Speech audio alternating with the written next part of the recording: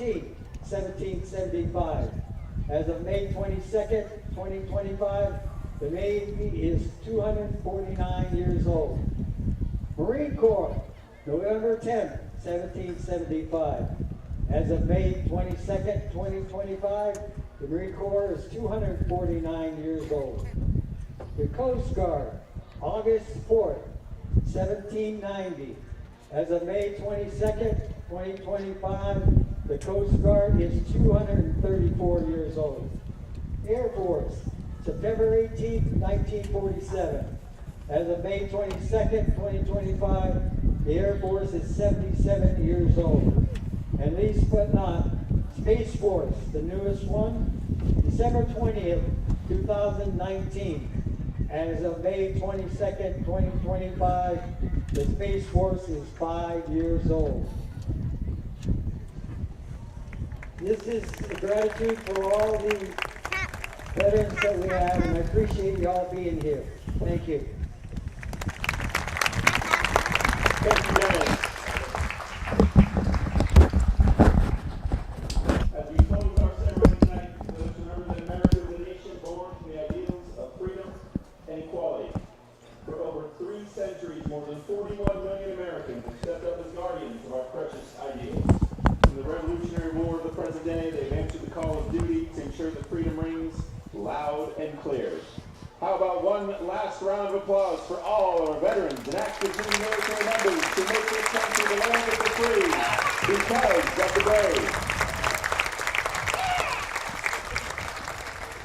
Please rise if you are able to move your hats for the singing of the national anthem by Mia Garvey.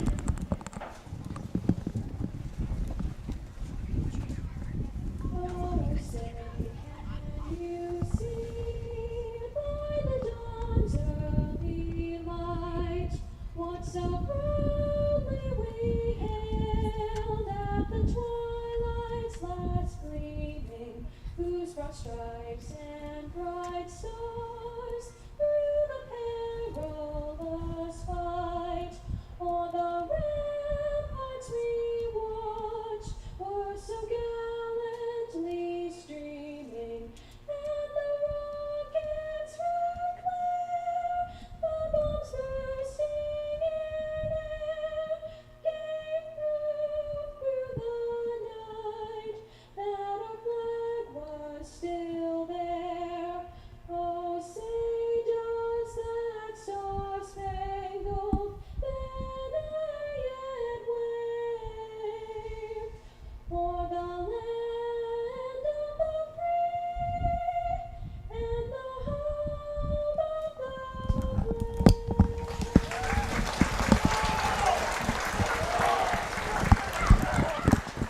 All right, we are back, and it's going to be a tough act to follow after that rendition of the national anthem plus the military appreciation festivities. But let me just add my thanks and gratitude to our military out there listening today. Thank you for all your service. And we are just a couple minutes away from kickoff here as the band is getting off the field and captains are getting ready to go out to midfield for the coin toss. And if I could jump in there as well, give my appreciation. I've been lucky enough to teach for about 25 years, and several of my students have gone into the military for 4 years and some for a career.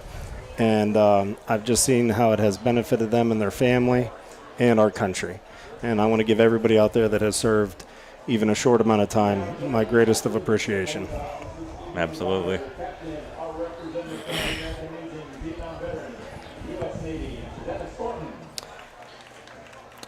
Brady Black is walking out with Skylar Sadowski, Carson Stoles, 62, and Mikey Vomero, number 7.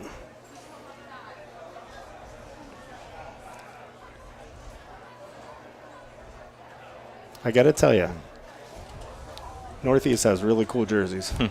They do. I like that. Yeah. That's good. Those helmets, I like how they reflect the light. This is one of the most beautiful fields I've ever seen in Western PA. It is. This is a very nice field.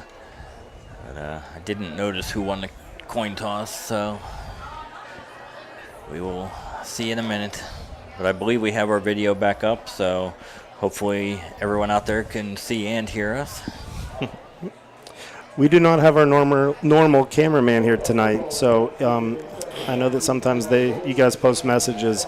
We will probably not be looking at those, mostly because I don't know how. So I apologize if he was able to do that in previous weeks and get that information to us. But we will do our best to try to bring you the best camera work we can while doing these other two jobs. And it looks like Fort Leboeuf is going to kick off, and we'll get to see the leg of Athlete of the Week, Lucas Kantz, right off the bat. Number 7 and number 5 for the grape pickers. That's Jaden Whitman, number 7, and number 5, Carter Crozier.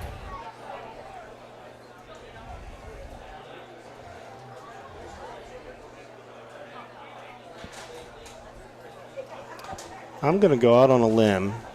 I'm not a betting man, but if I was, I'd say this is going to be a touchback. Yep. And honestly, that's about their best play on kickoffs to try to limit any kind of return from the receiving team. So,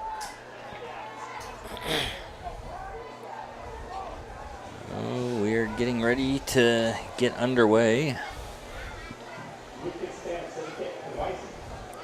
Kantz has it teed up at the 40. A run up, and we are underway, and it's a boomer into the end zone. And that ball made it to the end line on the fly, as that will set up Northeast at the 20-yard line to start this ball game. I will say, if I was a coach for the Fort Leboeuf Bison on the kickoff team, if I was their special teams coach, I would definitely repeat to them constantly, don't fall asleep on kickoffs, because there might be a kickoff here or there that doesn't go in the end zone. Yep. You might not be ready. Definitely. As Bryson Galloway brings his troops up to the line. Galloway in the shotgun. Sidecar to his right. Handoff hitting the backfield and nowhere. That was number 24, Ethan Ringer, as he loses about 2. I'll mark it back at the 18-yard line, as Fort Leboeuf Bison were in there in a hurry. Yeah, Sadowski got back there immediately, and he started the tackle, and then the other gentleman joined in. Absolutely. They were not fooled by that one bit. They come back up the line, second and 12 at the 18. Galloway back to pass. Can't find a receiver. He scrambles up the middle, still looking. He throws it to the sidelines. It's complete to the 35, to the 40, the 50, across midfield and into Fort Leboeuf territory. Okay, now you could see right away that this quarterback has poise in the pocket. He knew he was having pressure on either side of him.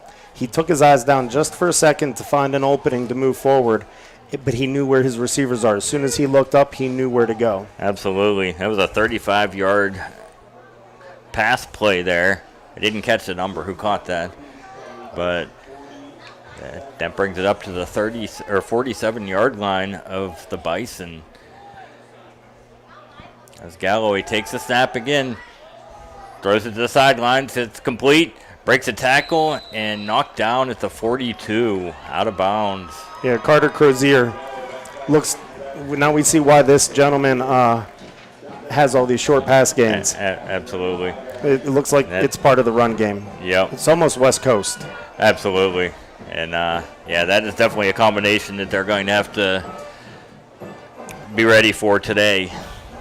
And the quarterback doesn't have an incredibly strong arm, but he's getting rid of the ball quickly, and he's freezing the defenders. He's looking at the center of the field, and they're not quite sure where he's going with the ball. So he's doing a good job not staring down his receiver. Takes a shotgun snap. Once again, Ringer is wrapped up in the backfield for a loss of about 5. That will bring it back to the original line of scrimmage. So that 5-yard pass play is nullified as they're back to the 47. Brady Black made that sack. Xavier Blos and Skylar Sadowski are the key players. If they were in Madden, they'd be the X factor. Absolutely. Yes, they are definitely the key. Clock winding to 10 minutes to go. Still scoreless here, first quarter. 3rd down and 10. Galloway back to pass. He's being pressured. Runs out to the right. He's going to have, he gains about 6 yards. Gets up to about the 41. And that will bring up a 4th down. And that was, and I'm sorry, that was Aiden Strutchen. And remember I said his name last game? Mm-hmm. You don't hear him for a few plays and then boom, you hear him. You don't hear him for a few plays and boom, you hear from him. Absolutely. He's very underrated. He's very important to this defense. And Northeast on a 4th and 5 is going to line up in punt formation. Watch out for a fake. It's definitely not a given here on the. It's in fake punt Leboeuf territory. Absolutely. Takes the snap. He is going to punt it. It's a high kick. It's going to land at about the 24. Take a Northeast bounce to the 22. And that's where the Bison will take over. So with 10:02 remaining in the first quarter, still scoreless, we will pause for a word from our sponsors. Support for Fort Leboeuf Bison football play-by-play on the sunny 105.7 Sports Stream is provided in part by the Corry Federal Credit Union. The Corry Federal Credit Union would like to wish the Bison the best of luck this season. The Corry Federal Credit Union has been serving the community since 1958. They offer a wide range of financial and banking services for you or your... And we're back. Ooh, penalty on that play. There is a flag on the play. Who is that? Is that Sadowski? Yeah, Sadowski got about an 8-yard gain, but looking at probably a holding call. Yeah, that's in the area holding. Although that was a really good shoulder he laid on the defender. I got to be honest. And even if he doesn't get his yards, last week he didn't have all the yards, but he had all the attention. Absolutely. And so our receiving game was able to open up. And that first run there, it hurt me just watching it. Yep. Yeah, even though it doesn't count, it still put the hurt on the defense. So that will move the ball back to the 16-yard line. And once again, this is something they don't want to do. And hopefully we can keep the penalties at a minimum. What we definitely don't want to do is a third quarter of last week. Absolutely. Oh, now they're moving it back to the 11-yard line. So that'll set up a 2nd down and about 20 at the 11. Dominic Walters at quarterback. Blos and Sadowski flank him on either side. Walters takes the snap. Hand off to Sadowski up the middle. He's got some running room to the 15. Oh, just tripped up at the 20-yard line, and he falls forward to the 22. But that'll be about an 11-yard gain. They're marking it to 21, so about a 10-yard gain for Sadowski. Yeah, so that's going to bring it up to be about 2nd and 10. And did you see that sidestep he had once he got through the initial hole? And that linebacker was just standing there. Absolutely. If he doesn't get tripped up there, he might be off to the races there. So that brings up 2nd down and 10. He gets the penalty yardage back.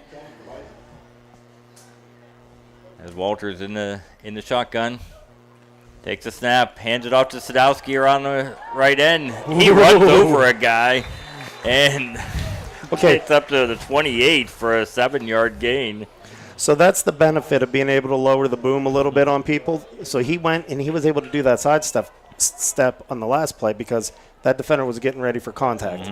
And then now they got to stay there and not know what to do. And now when he lays the contact on, they're not as ready for it. Absolutely. That brings up a 3rd and short, about 3rd and 2 at the 29. Walters under center for the first time this game. Takes the snap, hands it off to Sadowski. He gets the 1st down and more. He's still struggling up to the 36-yard line. And that will be a 1st down for the Bison as they will mark it at the 37 for about an 8-yard gain. This is the kind of drive that they can live with all night. Definitely. Sometimes those big splash plays, like if he would run a 60-yarder off, yeah, you'd love it. But sometimes these slow drives where you got to tackle and tackle and tackle, that can Definitely. really be great ball. Yep. First down and 10 here, still scoreless here in the first quarter. Walters with the snap. He's going to run it himself. Gets up to the 40, over to about the 43-yard line.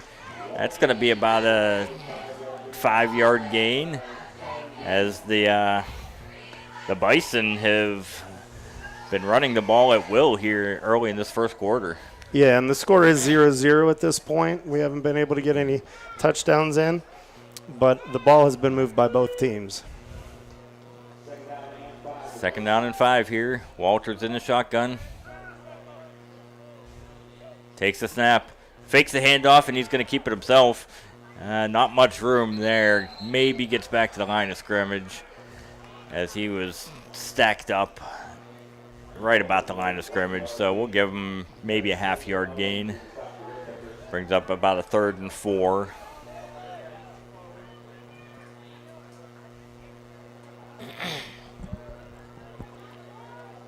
Bison are back up at the line of scrimmage. Walters in the shotgun. Sadowski to his left. Hands off to Sadowski. Gets to the 45, breaks a tackle, and he is awfully close to a first down. And let's see where they're going to spot this ball. And they are going to give him the first down up to the 48-yard line. So that will be a gain of 4. And another first down for the Fort Leboeuf Bison. Yeah, and I just love how Sadowski runs. And our right tackle, again, I can't give that kid the right side of the line. The left side of the line did great last week. The right side of the line's doing great right now. Can't give them enough credit. Definitely. Man in motion. Walters rolls to his left. He's going to throw across his body to Blos, and it's just a little bit too far, as Blos just could not run that one down. He had a step on the defender, but just a little bit too far. He did, and that's one of the hardest passes in football, going against your body, making sure you have the right foot on the ground to give you enough strength to throw, and then make sure to aim it, because your body wants to twist towards that sideline and lead the receiver, and in that case it did. But that's probably one of the most, if not the most difficult throw in football. Yeah, and he had a man right in his face too, so he couldn't really extend the way he wanted to on that one. Well, yeah, and that doesn't help, does it? Walters back in the shotgun. Blos goes in motion. He's going to give it to Sadowski, and Sadowski wrapped up at the line of scrimmage. That's his first non-positive run of the day, as Sadowski already has 29 yards rushing on this drive. Yeah, and you're going to get those. It's 3rd and 10. I can see why they went with the pass at the beginning with the effective running game. But when you do that, you run the risk of being 3rd and long, and that's where they are. 0-0 right now. Yep. Got trips to the right, one receiver to the left. Walters back to pass. He's looking deep. He finds Blos over the middle. It's caught at the 40-yard line and falls forward to the 39, as that will be good enough for a first down. 13 yards for Walters to Blos. Well, and I have to say, you saw him. It looked like he had to double pump on his grip. He had to find the strings maybe. And then when he did, he was able to get a pass that the defender wasn't able to get a hand on. He threw it high, and I think that was on purpose. This is a nice drive by the Bison. After the penalty on the first play of the drive, they were back at the 11-yard line. Now they're up at the 38 of the Grape Pickers, as Walters takes a snap, rolls to the right. He fakes it. He throws it deep into the end zone for Vamaro, and it is just out of his reach, as Vamaro had a shot at it, but just couldn't haul it in. Well, and I have to tell you, that was a beautiful pass. That was a beautiful catch attempt. That was only inches away. I don't know if you're able to see it on the camera, and I apologize if you weren't. That was only inches away from being caught. Yes, that was a nice pass there, but that will set up the 2nd and 10 at the 38 with 4:44 to go in a fast-moving first quarter. Yeah, the defender covering blows. He almost used that sideline a little bit as an extra defender. So he played that pretty smart. He had a good angle on the receiver. Walters takes the snap, gives it to Sadowski up the middle, and gets about back to the line of scrimmage. That'll set up another 3rd down and long, 3rd and 10 at about the 38-yard line. We're already down to 4.5 minutes in the first quarter, 0-0 score. And this, I think, has to benefit Fort Leboeuf. The longer they can keep their offense out there and burn up time, I think the better off they're going to be in winning a close game. Absolutely. Time of possession is going to be huge in this game. And the Bison are definitely winning that battle as Walters is in the shotgun again. And in motion, takes the snap, throws it out to Sadowski, gets it first down up to the 30 to 25, still on his feet. Uh-oh. And he may have lost the ball as he has struggled for more yardage. And what are they? It looks like Sadowski got the ball back. So that will give him about a 13-yard gain and a first down to the 25. Yeah, he was twisting his body up all sorts of different ways to get that extra yardage.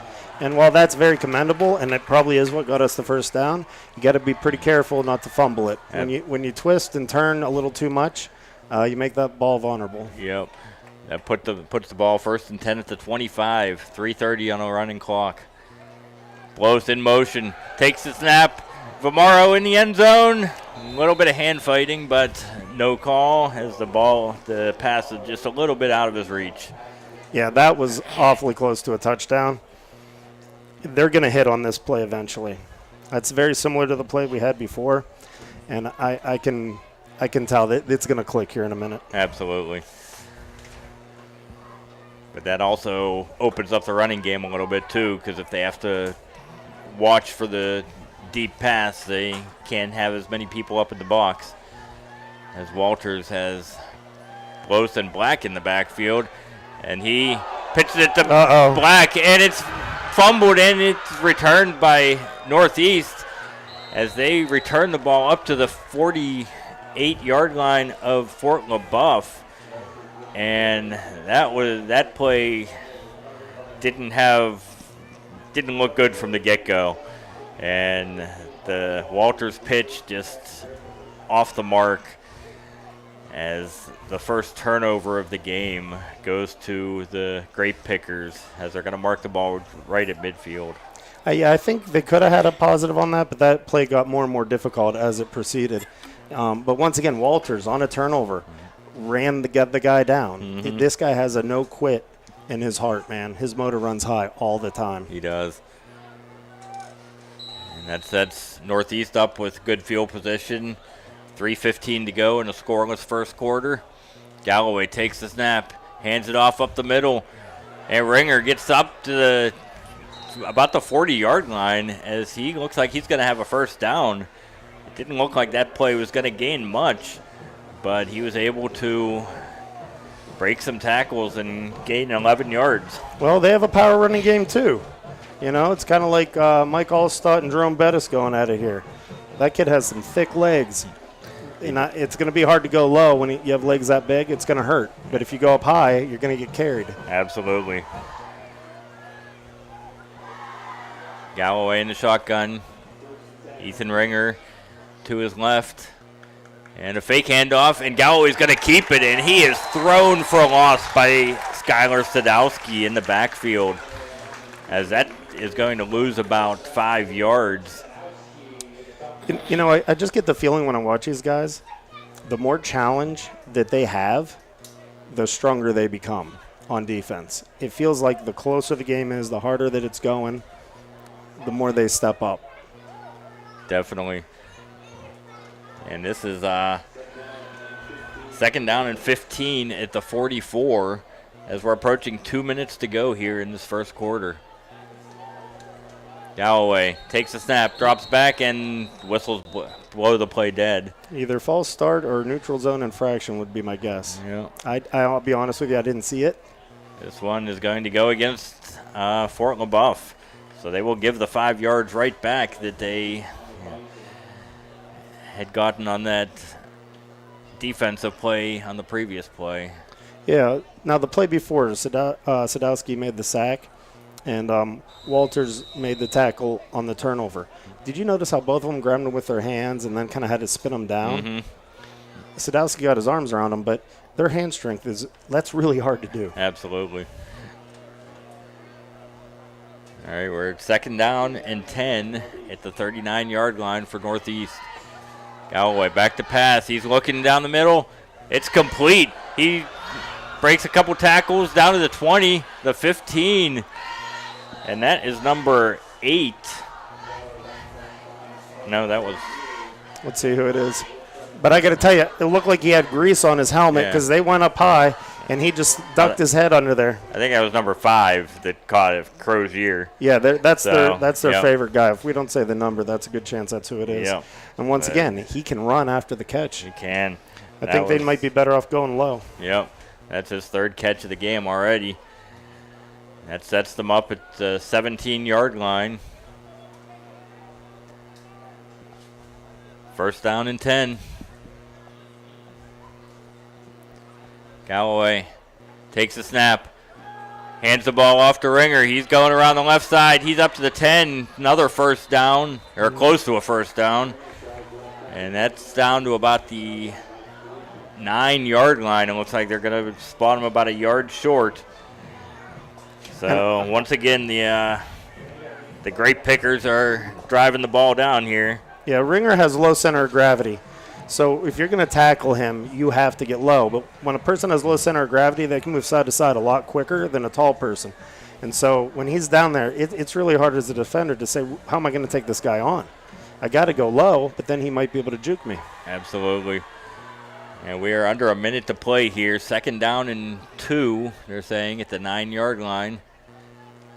Galloway takes the snap. He pitches it out to Crozier, and they had him stopped from the get-go. That was Mikey Vimaro, who will drop him for about a 7-yard loss. So did you see how Vimaro was hand-fighting him on the tackle? They're starting to pick up on this guy's how he gets loose. He throws an arm out there and does a duck move, and they started to realize that. So he didn't overcommit when he got close to him. He was ready to play hands and just keep an angle on him and push him to the sideline. Absolutely. And it is still 0-0 at the end of the 1st quarter. We have 12 seconds left. I don't believe they're going to snap the ball they're again. going to take it to the half, or to the end of the 1st quarter. So 0-0. Yeah, and we will be back after a word from our sponsors.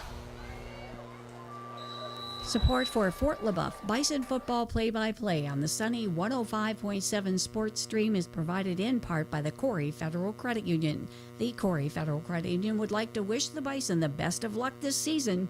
The Corry Federal Credit Union has been serving the community since 1958. They offer a wide range of financial and banking services for you or your business. The Corry Federal Credit Union is located at 728 Worth Street in Corry, 56 North Main Street, Union City, 315 Main Street in Spartansburg, and online at corryfcu.org.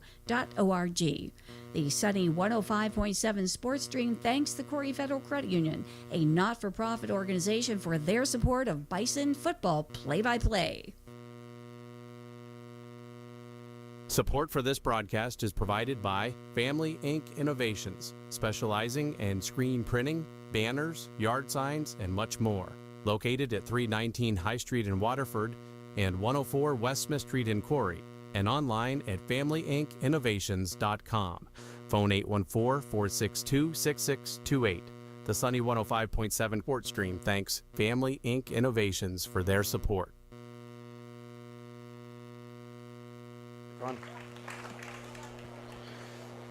All right, we're getting ready to begin the 2nd quarter here in a scoreless game.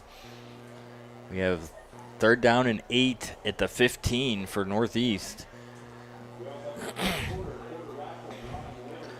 Well, yeah, and you're really hoping to keep them to a field goal at this point. I didn't see their kicker in pregame, so I'm not sure what kind of leg he has. Right. But I think that this would be a good moral victory if they could keep him to 3. Absolutely. After turning the ball over and at the 50. And Galloway, he's rolling to the left. There's a flag on the play. He's going to throw it into the end zone. Caught for a touchdown for now. But there was a flag on the play. Did they put their arms up for a touchdown? I didn't see that, but It was awfully close. I think the flag is going to bring it back anyway. It was a really nice attempt. Yep. Whether he caught it or not. And see what the referee. Yep, it's illegal motion on Northeast. So that will move the ball back to the 20-yard line and bring up a 3rd down and 13. Yeah, that's a big benefit right there. They can still get a first down. First down marker is at about the 8-yard line, maybe 7.5. Yep. So there's plenty of room to get a first down and then another 4 plays. They didn't move it back. I thought that last play started at the 15. It was 2nd and 8 because they had that long loss on that end around. Here we go. Yeah. Yeah, they're going to get together and talk. I think. Timeout. There's a timeout by Northeast, but I think they need to move the ball back 5 more yards. Well, the scoreboard's reading 4th down and 8, so maybe they picked up the flag. I'm not sure. I'm not sure. Yeah. I don't know. So I was going to say maybe it happened before the play, but it still would have been a penalty. So I'm not 100% sure, but I was thinking that previous play started at the 15. But either way, they are setting it at 4th and 8 at the 15. Oh, maybe they called that incomplete. That's what I was. And Fort Leboeuf declined the penalty. That's what happened. They called that pass incomplete in the end zone, and Fort Leboeuf declined the penalty. Yeah, because they didn't stop the play, so it probably wasn't a false start. Right. So that will set Northeast up for a field goal attempt, it looks like. It'll be a 33-yarder. It'll be spotted at the 23 as the Grape Pickers try to get on the scoreboard for the first time. It's the snap. Ball is down. Kick is up, and it is good. Yep. And that is the first score of the ball game as Northeast takes a 3-0 lead with 11:47 remaining here in the second quarter. And we will be back in a moment. Fort Leboeuf football coverage on the Sunny 105.7 Corry Federal Credit Union Sports Stream is brought to you by Leboeuf Creek Cattle, phone 814-572-7979. Waterford Beverage at 12001 Peach Street, phone 814-796-2507.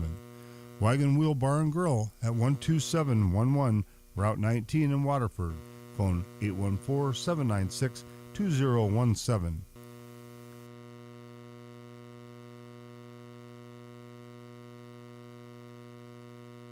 Fort Leboeuf football coverage on the Sunny 105.7 Corry Federal Credit Union Sports Stream is brought to you by High T Fence Systems in Waterford, online at hightfenceinc.com. O'Brien Transmission Service in Youngsville, phone 814-563-7120. J.H. Napa Auto Parts in Corry, Union City and Waterford, online at napaonline.com.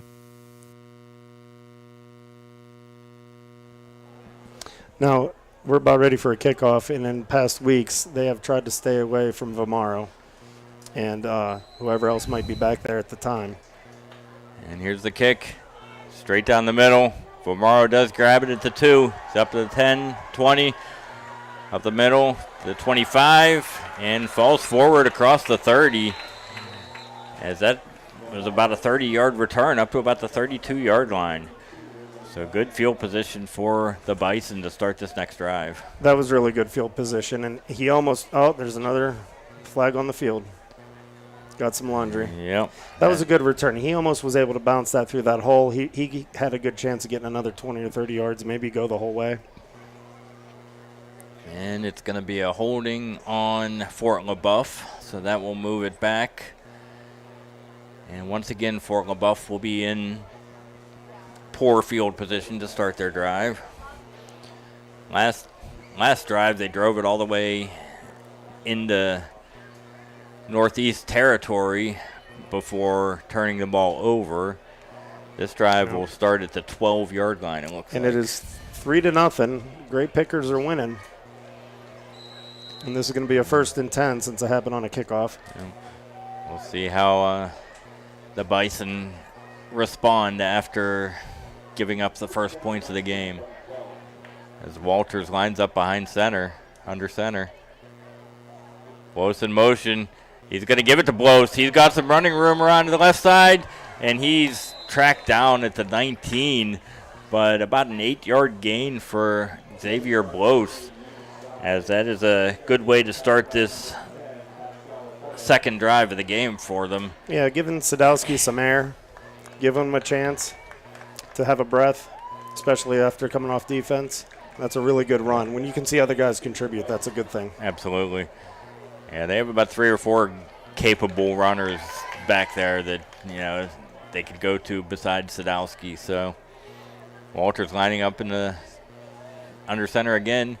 He's going to hand it to Sadowski, and he is met at the line of scrimmage. He's fighting for a first down, and he may have gotten it. He dragged about 7 or 8 players with him, and I believe they will give him a first down on that. I have to tell you, every time I see a run like that, I feel like when I was a little kid and I was trying to tackle my big brother, and me and my friends would just jump on his back, and one of us would grab his legs, and he would just drag us down through the yard. Absolutely. And laugh at us while he did it. Yep. Sadowski is just a very powerful runner as he gets up to the 24-yard line and another first down. Walters again under center. Blows in motion. He's going to get the handoff up to the 35 and another first down up to the 35, just across the 35-yard line for an 11-yard gain. And this running game for the Bison has been almost unstoppable. Yeah, it's really nice to see 2 running backs, a little thunder and lightning, although I'm not sure if either one of them you'd call lightning. Probably maybe thunder and thunder. But it also gives Walter a chance to breathe because he's got to play defense. So I love how they're spreading the ball around and giving it to different players. Yep. He's going under center this whole drive, which is unusual, as he's going to hand it to Brady Black around the end. He turns the corner and gets knocked out of bounds, but after not until gaining 9 yards and getting close to another first down, as that's Brady Black's first carry of the game. Yep. And that puts it at 2nd and 1 at the 44-yard line. They're feeling it now. They're feeling their groove. Absolutely. They are just... All they need to do is put a cherry on top with a nice pass down the field. Yep. And 2nd and 1, this might be the time to do it. As Walters, Black goes in motion. He's going to hand it off up the middle, and he's going to get enough for a first down, and that is Sadowski. As he didn't get much, but he did gain 2 to get another first down for the Bison. Yeah, see, he used his hand. He did a little somersault to get that first down right over the defender. He doesn't just use his shoulder. He can sidestep. He can stiff arm. He's got a lot going on that he can do. He just doesn't run in straight ahead with his headgear. Absolutely. And now, clock approaching 10 minutes to go here in the first half. 3-0 Northeast as Sadowski he fakes the handoff when Walters goes up the middle. And he will gain about 8 yards on that one. I like how the refs blew the whistle for progress rather quickly. Take care of the quarterbacks. I appreciate that. But did you see how long this guy, I don't know, is there a stat for how long? Do they time it, how long you can keep the ball in the running back's belly before you pull it out? Because this guy's waiting for the last possible second. Yep. Sadowski was covered with players, and he still pulled it out. Yep, that was a nice decision by Walters as everybody converged on Sadowski, and Walters pulled it back and gained 9. 2nd and 1 here at the 45 of the Grape Pickers. Walters in the shotgun, fakes the handoff again, up the middle, first down, and more, gets to about the 41. So that's about 4 more yards for Dominic Walters, as now they are mixing it in, as 4 different players have had rushing attempts so far in this first half for the Bison. Yeah, Walters has a winning spirit. The guy's confident, and you just got to love it. He's not the biggest guy out there, but he runs like he is. Absolutely. He's back in the shotgun now. Hands it off to Sadowski. And he's got a lot of running room up to the 25, to the 20, and across the 20-yard line to about the, looks like they're going to mark him at the 19, as Sadowski wasn't even touched until he got into the secondary. Hurry up offense. Yep, it's about a 22-yard gain. Did you see Sadowski's eyes get big when he saw that DB? Absolutely, and they takes the handoff again. He's up to the 15, to the 10, and there's multiple flags on this play as he gains another 12 yards, but it may be coming back. Man, Sadowski, that last play before this, he ran through. When he got to that second level and saw that DB, I got to tell you, I think I saw his eyeballs get like cartoon big. Yep. He had to be the happiest kid in the world. He was looking for contact. And let's see what the call is. They're moving back, so it is on Fort Leboeuf. And they're moving it back a lot. So I feel like these penalties at key times are holding us back. Yep. But talent-wise, we're better. I feel like right now, talent-wise, we're playing better. Definitely. And that'll put it mark it at the 29-yard line, a 10-yard penalty. So we got 1st and 20 at the 29. They can get a first down at the 9. Walters in the shotgun. Hands it off to Sadowski. He's hitting the backfield. He stumbles forward. And maybe gets to the. No, he's gonna. They're gonna mark him for about a 2-yard loss. Now we do have a great kicker, probably the best in our area. So, are they going to risk a long pass to try to get that yardage back, or are they going to play it safe, knowing that they're probably going to get a field goal? Yeah. Well, it's 2nd down, so they got 2 more plays to try to pick this up. So, I don't think they need to go away from their game plan right now. I'd probably go slant to Vomero, and then if you get some yardage on that, maybe a fade to the end zone. Yep. As Walters in the shotgun. Takes the snap, back to pass. He's looking, he's scrambling. He throws it over the middle. It's almost caught, then almost intercepted. As that was, that's Druchin? Yeah. 27, yep. Yep. And stretching. And that was the same play I think they caught earlier on their first drive. Mm-hmm. Just to a different player, but coming across the middle like that. Yep. And the footwork almost looked identical with Walters. That was just a little bit too high, and he couldn't pull it in. That was good defense on the DB, jumping up high at point of contact. Yep. They're at the 31-yard line. From here, it would be a 48-yard field goal, so it'd be nice to get a little bit more yardage. As Black goes in motion, he's going to take the end around, and he's going to get back 2 yards to the 29. But that might be enough to give them the field goal here. Yeah, we're down 3-0. That was 3rd and long. That run was simply to put it in, center it up for the kicker. Absolutely. As we are now 7 minutes left in the first half, as Player of the Week, Lucas Kantz, is lining up for a 47-yard field goal, which will match his career high that he set last week. And here's the snap. It's down. It's on the way, and it is just short. That was not on him. The snap was low. Yep. The hold was not quite what it should have been. And he still almost made it. Yep, it took the holder just a little bit extra time to get that ball upright, and he had the accuracy, just didn't have quite enough leg on that one. But I don't know many high school kids who would be able to kick that through with that kind of snap. Yeah. And I'm not knocking the snap. There was a good recovery by the holder. Like he did a good job trying to recover that. But the low snap threw off the timing a little bit, as the score remains 3-0 Northeast with 6:39 to go here in the first half. And don't you get the feeling like we should be up by 2 scores? Uh-huh. Or at least 6-0. Yep, they have definitely moved the ball both drives. We gotta keep from making mistakes. Yep, and Galloway's going to take this himself, and he's got nowhere to run. Oh, huge. As Vomero corrals him in the backfield. And that is a loss. That is a big loss. Back to the 11-yard line. So that's a 9-yard loss. I think that was a QB run from the get-go. Maybe I'm wrong. It was. But it almost looked like he wanted to throw it, but because he wasn't in that mindset, he didn't quite have a grip on the ball. He was trying to throw it away, which he was out of the pocket. He didn't necessarily need a receiver super close. Right. But I just don't think he was holding the ball that way, and he wasn't able to adjust while he's running away from 3 guys. Yep. Yeah, that play had nowhere to go from the get-go. And that sets up a 2nd down and 19 at the 11-yard line. Galloway takes a snap. He throws it. It's intercepted up to the 15. And he is down at the 13-yard line. And that was 23? 23, which was 23 is Giovanni Bartone. Bartone. Oh, they're making us say the some new names tonight.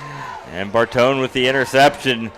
And that will set the Bison up in prime field position at the 12-yard line. Yeah, 3-0 with 6:24 left. 1st and 10 on the 12.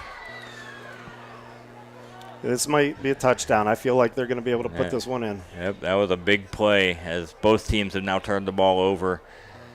As Dominic Walters under center hands the ball off. The 10-5, and he is gone into the end zone. Xavier blows, but there's a flag on the play. Oh, boy. There is a late flag. It came in right at the end of the play. Let's see what. Did that happen after he scored? Maybe it won't. I don't know. And it's going to go on Fort Leboeuf as he had a huge hole to run through, and that's probably why. But how many penalties is that now? 3? That's a 3 bunch. or 4? Yeah, I haven't been keeping track, but yeah, that was. And they've all come at key moments. They have, and they've been able to survive those in past games. But just like we talked in the 3rd quarter last week, you can't keep tempting fate. You don't want to lose the game within the game, or you don't win the game. You know what I'm saying? Mm-hmm. So you gotta be able to stick with your technique under pressure. I know they're excited to score. I know they're close. I know they just came over a turnover, but you have to keep your composure within the context of your technique. You just have to. Definitely. That sets the ball back to the 18-yard line. It's going to be 1st and long at the 18. And he hands off up the middle. Sadowski spins away from him. Couple tacklers. He's still fighting, still struggling, being pushed forward. And he's going to gain up to about the 11-yard line. Yeah. So that was a hard-fought 7-yard run there by Skylar Sadowski. You know, his parents need to write down what they did to make him so strong. Like, I don't know if it's whole milk, if it's extra protein. I don't know what it is. But this kid just has no stop in him. He definitely does not. He's basically a fullback playing halfback, and he's just abusing the defense every time he runs the ball. As Blows goes in motion, there's a pitch out to Sadowski. He's trying to turn the corner. He gets grabbed around the neck. I don't see a flag on that one, but he will gain about 3 or 4 yards. Yeah, it was more like the move that you see the receiver for the Grape Pickers do where he ducks the head, but the difference is Sadowski didn't duck his head. I think he wanted to feel the pressure of that guy tackling him up high. Right. He does not avoid contact at all in any way. That is for sure. As that'll give him a 3rd and short. He reminds me of Scataboot. Is that the guy's name? Who's in the NFL now for the Giants? I'm not sure. I'm going to have to look that one up. Got a 3rd down and 5 at the 7. As Walters takes the snap, fakes a pass, gives it to Sadowski. He's going to get close to a 1st down. And big decision time here. 4th and probably less than 1. That was a beautiful play call. See, the coach every week he has some new wrinkles in there. We haven't seen that one yet, have we? Absolutely. And that will. The clock is approaching 4 minutes to go here in the first half. 3-0 Northeast Grape Pickers over the Fort Leboeuf Bison. And it looks like the Bison are going to go for it here. 4th and a yard at the 4. I agree with this call. Absolutely. With the way their running game's been today, they should be able to get a yard. As Walters takes the snap, he goes up the middle. He's hit at the line of scrimmage, and Where are they going to mark it? Doesn't look like it. If I don't they think spot he where the got it. Line judges. Nope, and he is stopped for no gain. And once again, the Bison are turned away. So everything the coach has done at this point is what you want to do in this kind of game. You want to run the ball. You want to control the clock. You want to play great defense. Penalties and one turnover. But even the turnover I can live with because you're playing aggressive. But the penalties just need to stop. Absolutely. They've just killed them as they had a touchdown taken off the board on that last drive and settle for nothing. Here's the snap by Galloway. He's going to throw it deep, and he's wide open, and he drops the ball. I wouldn't actually call it a drop, but it went through his hands. And that would have been 6 for the grape pickers if he was able to come down with that one. I'll call it a drop for you then, because that you can't get much of a better play. But I think what happened is, in the dark, I bet you the ball went into the lights a little bit, and I think he got a little confused where it was, because where he turned his head is right at the angle where those lights would be in his eyes. Yep, and that would have been a big play in this game, but instead it's 2nd down and 10 at their own 4-yard line. So this is a big defensive stand for Fort Leboeuf to see if they can get the ball back in good field position as Galloway takes a snap, and he's going to keep it himself. Yep. And he gets about a yard, setting up a 3rd down and long. It's like we're two equal teams, but like I think Fort Leboeuf is a little bit better. We just had the penalties. And that was a great swarm tackle on the quarterback. Definitely. 70's walking something off. He's sending another player back. They're not sure. A little bit of confusion on the defense. They better make a decision here. Yep. I think the coach wants to make sure he's okay. And that's probably the smart choice. You don't want being hurt turning into an injury. Definitely. Big play for both teams here. 3rd and 9 at the 5. 3 minutes to go here first half as Galloway takes a snap. He scrambles to his right. Doesn't find anybody. Eludes a man, and he throws the ball to the sidelines, and it was dropped again. The pass was high. It would have been enough for a 1st down, but the Fort Leboeuf Bison hold for a 3 and out as Northeast will have to punt from their own end zone. And I have to give number 5 Blos a lot of credit because in last week's game they were making the receivers pay for the catch, and he had a chance to put a hit on him, and it might have been close enough that he wouldn't have been flagged, but he pulled up and made the right choice. He probably wanted to save his energy for this punt return. Romero back at the 40-yard line. The punt, it's a low punt. It's going to hit it about the 32-yard line. Take a sideways bounce towards the sidelines, and it's going to go out of bounds at the 38-yard line. So once again, Fort Leboeuf is set up in good field position. Down 3-0 with 2:50 to go in the first half. Yeah, it would be really nice to put the touchdown in with about 3 seconds left.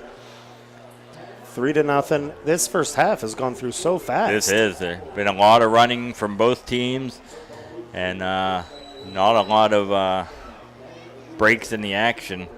Well, if their games have been anything, if this game's going to be anything like their other games, we know that from one quarter to the next doesn't predict what's going to happen. You could go from a snoozer to a barn burner in almost an instant. Definitely. Walters back in the shotgun. Takes a snap, fakes the handoff. He's going to throw it out to Struchin. Gets down to the 35, breaks a tackle, gets across the 35 to the 33 for about 5 yards. Yeah, I really like how they're getting Struchin and more involved. He's shown up on defense. They're getting him more involved on offense. I like where you spread the ball around.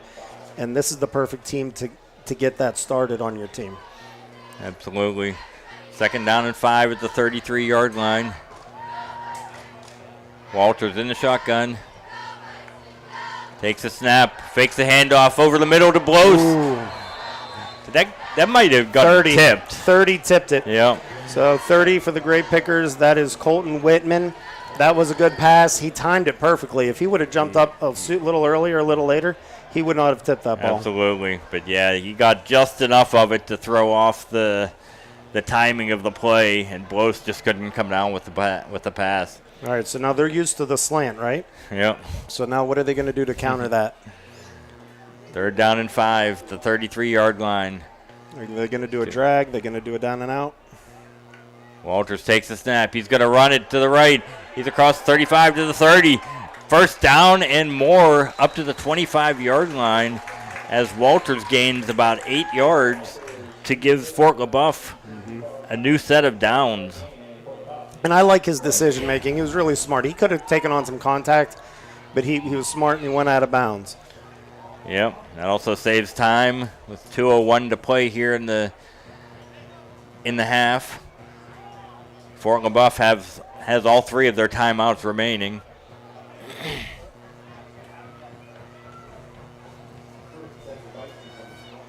Walters lining up in the shotgun. Takes the snap, fakes the handoff. He's going to keep it himself. Goes up the middle, gets met by a whole host of great pickers, and he will gain about a yard. Ethan Horn, number 70, just took a guy completely across the line of scrimmage from one side of the field to the other. He just pushed him and kept going and kept going and kept going, and all the other guys had to run around. I'm really surprised that didn't have more yards. Yeah, because he really won that fight there. 2nd down and 9 to 25. Minute and a half to go here on a running clock. 3-0 Northeast. Walters takes the snap, hands it to Sadowski. He breaks a tackle, gets up to the 20, and he's stacked up right there for about a 4 or 5 yard gain. And that will bring up a 3rd down. They are not using a timeout yet. They are letting the clock run, which they're already in scoring range, so time is not an issue at this point. Well, Sadowski, they might be able to run this. It's hard to say. I think they could play just about anything right now. Yep. 4 receivers. I'd probably go outside if I could. Yep, to each side. Walters is going to take it himself. He's across the 20, gets met by the defensive line, and he gets no gain. And that will set up a field goal attempt on the last play of the quarter, which they will probably let the time run all the way down before calling timeout. Northeast is not calling their timeouts. Yeah, I think both coaches realize what these teams are. They're very identical, almost carbon copies of each other. I'm dating myself with that term, aren't I? But they're almost identical, so it's really going to come down to who doesn't make more penalties in the second half. Yep. Or turnovers. It's really that simple. I don't think it's about what people are going to do to win the game. I think it's about what you're not going to do to lose it. And we're going to pause for a word from our sponsors real quick. Fort Leboeuf football coverage on the Sunny 105.7 Corry Federal Credit Union Sports Stream is brought to you by Jim Brozell Construction at 9298 Peach Street in Waterford. Phone 814-866-2075. Wise Physical Therapy and Sports Medicine in Waterford. Online at wisept.com. Al's Appliance Sales and Service at 110 High Street in Waterford. Phone 814-796-4007. All right, we are back with 2.9 seconds remaining.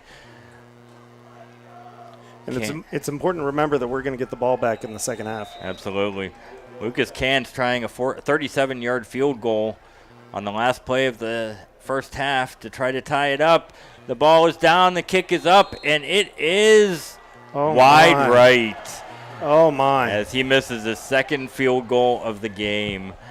And that's how the first half will end, with Northeast clinging to a 3-0 lead. And that's very unlike Cants. Sometimes, like, when I played Little League Baseball and I'd see a kid get a home run, I was never big enough to hit one, but when I saw a kid hit a home run, it's like he had a few games where it was like, I have to be that great all the time, and the game just doesn't allow for that. Right. And so I don't know, I'm not a mind reader, but I wonder if that long kick he had last week, he now is putting a little too much pressure on himself and maybe just letting it come to him and his natural ability. Yeah. But that's hard to do, especially when you're a teenager. Absolutely. But that one had the distance. It just was wide right just a little bit. The snap was much different than Yeah. the last one. Right. It came out hard, Yep. and I think the hold was good, but it was hard to tell from this distance. Yep. So We are going to listen to the halftime band. So we're going to hang a microphone out the window here and let you guys enjoy the Fort Leboeuf Bison High School Band.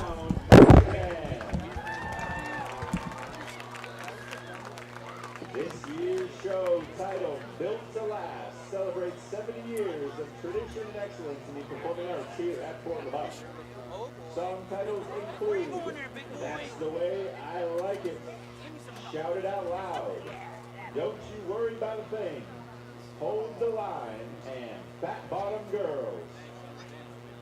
Our drum majors are Jade Schatz, Morgan Tatter, and Cameron Ryder. Our junior drum major is Chase Schatz. Color guard captains are Aaron Latimer, Kylie Lesser, and Sydney Bond. Put your hands together for your Fort Leboeuf marching band.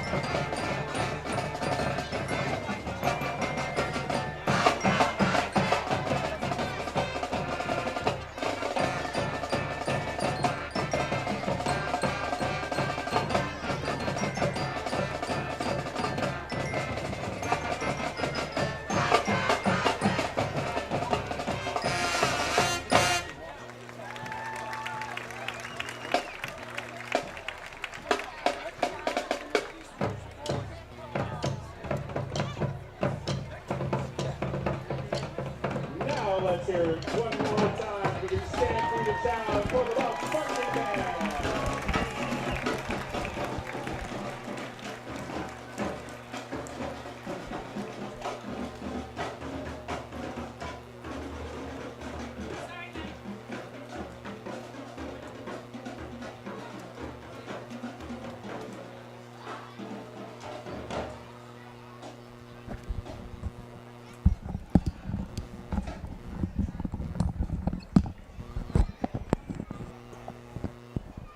All right, and that was the Fort Leboeuf Bison Marching Band as we are getting ready to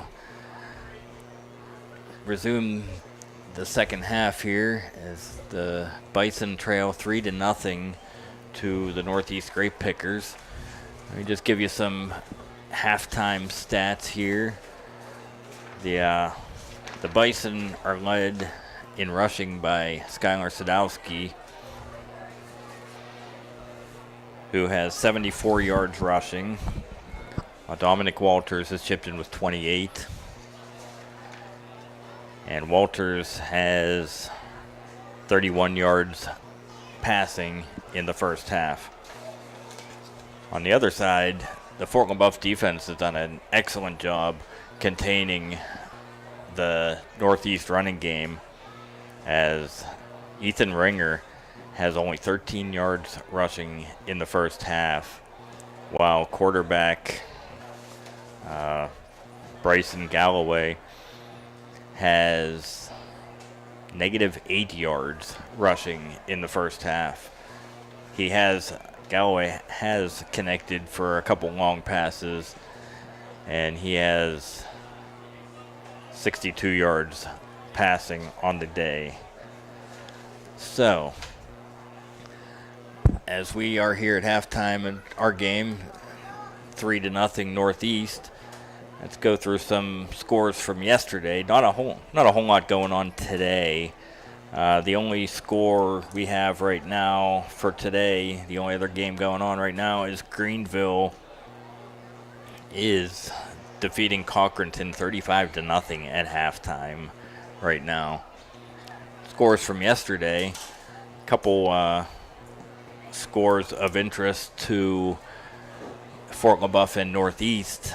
The other two games in Region 5 standings, we had Harbor Creek defeated Fairview 48-7, while Corry defeated Girard 40-7. A few other District 10 scores. There were some lopsided games yesterday as Farrell defeated Mercer 66-0. Reynolds defeated Sharpsville 50-0. And Wilmington beat Berlin Brothers Valley 35-0. While Conneaut over Titusville 20-14 in double overtime. Don't see too many double overtime games in high school football. No, not normally. Yep.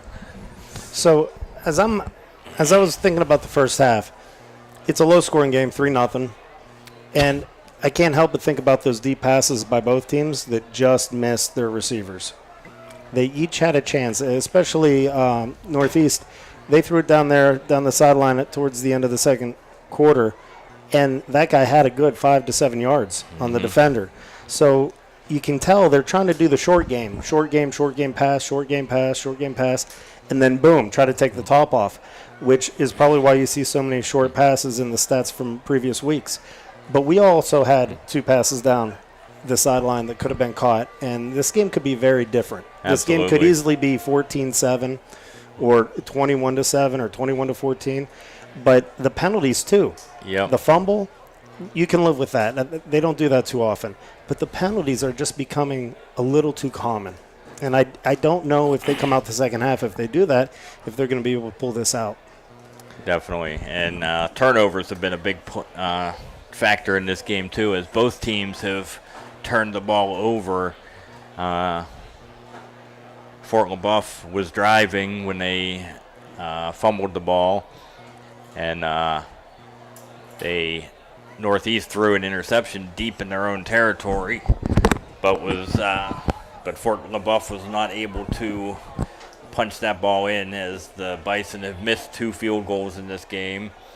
So it's both teams have had their opportunities in this game, and it'll just be whoever can capitalize on them in the second half that's going to come out victorious in this one. Yeah, and you don't need to carry momentum for long periods of time to win a game, but it sure does help. And there's really no way to measure momentum outside of just constant, consistent, positive plays. And they absolutely did that in the first half, just those penalties. And Fort Leboeuf is going to receive the second half kickoff, as both teams are retreating to their sidelines here. And while we have a moment, we're going to pause for a couple minutes for a word from our sponsors. Support for Fort Leboeuf Bison football play-by-play on the sunny 105.7 Sports Stream is provided in part by the Corry Federal Credit Union. The Corry Federal Credit Union would like to wish the Bison the best of luck this season. The Corry Federal Credit Union has been serving the community since 1958. They offer a wide range of financial and banking services for you or your business. The Corry Federal Credit Union is located at 728 Worth Street in Corry, 56 North Main Street, Union City, 315 Main Street in Spartansburg, and online at corryfcu.org. The sunny 105.7 Sports Stream thanks the Corry Federal Credit Union, a not-for-profit organization, for their support of Bison football play-by-play.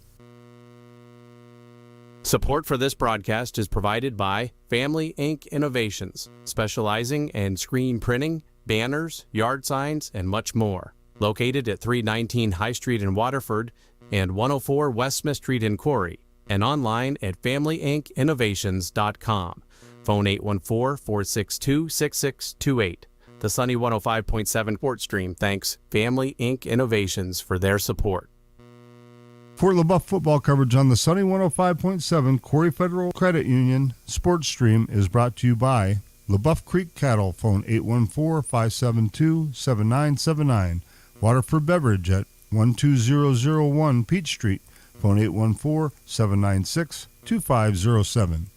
Wagon Wheel Bar and Grill at 12711 Route 19 in Waterford, phone 814-796-2017. Fort Leboeuf football coverage on the sunny 105.7 Corry Federal Credit Union Sports Stream is brought to you by High T Fence Systems in Waterford, online at hightfenceinc.com. O'Brien Transmission Service in Youngsville, phone 814-563-7120. J.H. Napa Auto Parts in Corry, Union City and Waterford, online at napaonline.com. All right, we are back for second half action here between Fort Leboeuf and Northeast. And the first half was a back and forth battle, but only 3 points scored, as the Grape Pickers have a 3-0 lead. So we'll see which team can come out and capitalize on some opportunities here in the second half. As there's the kick. It's going to be short of the end zone, taking it to 5. Up the middle. Goes blows to Vamaro up to the 35, to the 40, breaks some tackles, and he is tackled down at the 42-yard line. And once again, the Bison start off with good field position. Well, and I was looking. Was there any laundry on the field? I didn't see any there. And that's a good way to start. And you know what? Here's the thing. I don't think these holding penalties, they don't need to hold. Mm-hmm. I think definitely they're not, like, I get sometimes you feel overwhelmed, but you don't need to hold, I don't think, with these two teams. I think you can get the progress done even if you don't have a perfect block. And the Bison come out 1st and 10 at the 42. Dominic Walters in the shotgun. He's going to take the snap. Hands it off to Sadowski. Up the field to the 45 and up to the 48-yard line, as he gains about 5 on that run, and he picks it up right where he left off in the first half. Yeah, and I really like that they're playing under center a lot more, and I really like it that they have Brady Black going in motion quite a bit, because he's setting everything up and he's blocking well and he's running well. So regardless of how they want to use him in this formation, he's being really effective today. Second down and 5 here. 38 or 48-yard line. Walters takes a snap, hands it off to Sadowski across the 50 to the 45, runs over a man, stays on his feet, and down to the 33-yard line, as that is about a 20-yard scamper for Sadowski on that one. And they're getting to the line quickly. Smart move. You have a big play, you see a mismatch, you want to capitalize on it. Absolutely. It's going to start at the 28-yard line. And the whistle blows, and timeout by Fort Leboeuf. They might have had the wrong personnel in there or something, but the coach ran down the line to call timeout in a hurry. But yeah, something was not to his liking. But yeah, you'd hate to use a timeout with only 10:42 left in the third. 3-0 game. Those timeouts might become very needing. In a close game, you're gonna need that late. Yeah, but at least they didn't get negative yards, and that's what the coach is probably really trying to avoid, because he knows we can get 4 or 5 yards every play. Definitely. And I really like how they're running the left side. This offensive line for Fort Leboeuf, really, if you ever just can watch the game on the camera and just focus on some of these offensive linemen, they are winning the battles consistently. I know Sadowski's great. Blows is great. Black is great. Walters is great. But you need somebody to open up those holes. If you don't have a line, you're not going to do much. There's a reason Dan Marino got those isotoner gloves for his linemen back in the day. Absolutely. I'm dating myself again, aren't I? You and me both. We got first down and 10 at the 33. Walters back in the shotgun. Sadowski to his right. Black goes in motion. He runs the option. He's going to pitch it out to Sadowski. Breaks a tackle up to the 20, the 15. Gets tackled to about the 16-yard line, as that's about another 17 yards for Sadowski. They're giving him so much green space to run in that in previous games I didn't see his sidestep happening so quickly. But his sidesteps are just like little water bug going across a pond. Yep. First and 10 at the 17, as that puts Sadowski over 100 yards for the game. As he gets the call again, he's dragging a defender, and he gets about 3 yards. Up to, looks like you're going to mark it about the 14-yard line. And that puts Sadowski at 119 yards rushing for the game. Yeah. And it's still 9 minutes and 54 seconds left in the third quarter here. 3-0 Northeast, as the Fort Leboeuf Bison are trying to crack the scoreboard for the first time all game. They just have a different energy about them right now, like more of a workman-type attitude. And Walters back in the shotgun again. Blows in motion. Walters takes it himself up the middle.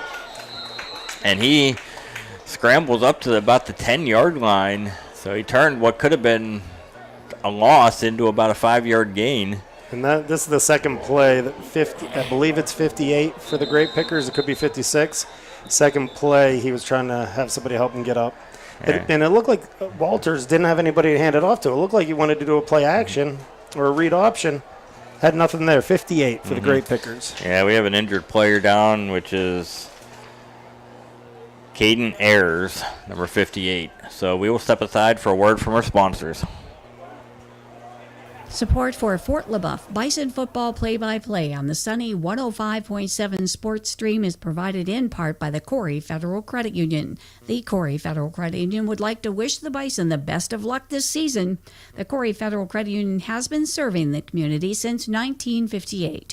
They offer a wide range of financial and banking services for you or your business. The Corry Federal Credit Union is located at 728 Worth Street in Corry, 56 North Main Street, Union City, 315 Main Street in Spartansburg, and online at corryfcu.org. The sunny 105.7 Sports Stream thanks the Corry Federal Credit Union, a not-for-profit organization, for their support of Bison football play-by-play. So, yeah, it looked like 58 hurt him, or at least was down a little bit, needed help on the previous play, then hurt himself a little bit on that play. Hopefully he's okay. He was able to walk off. Definitely. 3rd down and 4 at the 11. Walters back in the shotgun. Takes the snap. He hands it to Sadowski. He gets the first down and more, and there's another penalty on the play.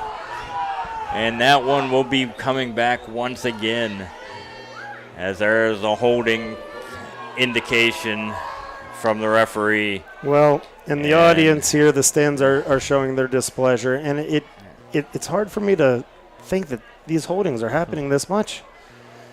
Yeah, it's tough. Every time they get down close, they get a big play, and they get set back by penalties. This is game 4. These penalties should not be happening at this time of the year, as we're almost halfway through the season already. Well, especially because our line is being so dominant. Mm-hmm. And, you know, once again, we're not close enough to the field to see what's happening, but it's hard for me to believe that this is who Fort Leboeuf is at the line of scrimmage. Yep. But they have had these penalties game in and game out, so. It sets up a 3rd and long. Walters is going to run it himself, and he gets swarmed under at right about the line of scrimmage. And that's going to set up another long field goal for Cans. He's 0 for 2 so far in this game. Yeah, the first kick I wouldn't put on him. The second kick, possible. Yep, this is going to set up, let's see, they're going to spot it at the 28. They're going to set it down at the 28. So it'll be a 38-yard field goal, definitely within his range. And this is to tie it up.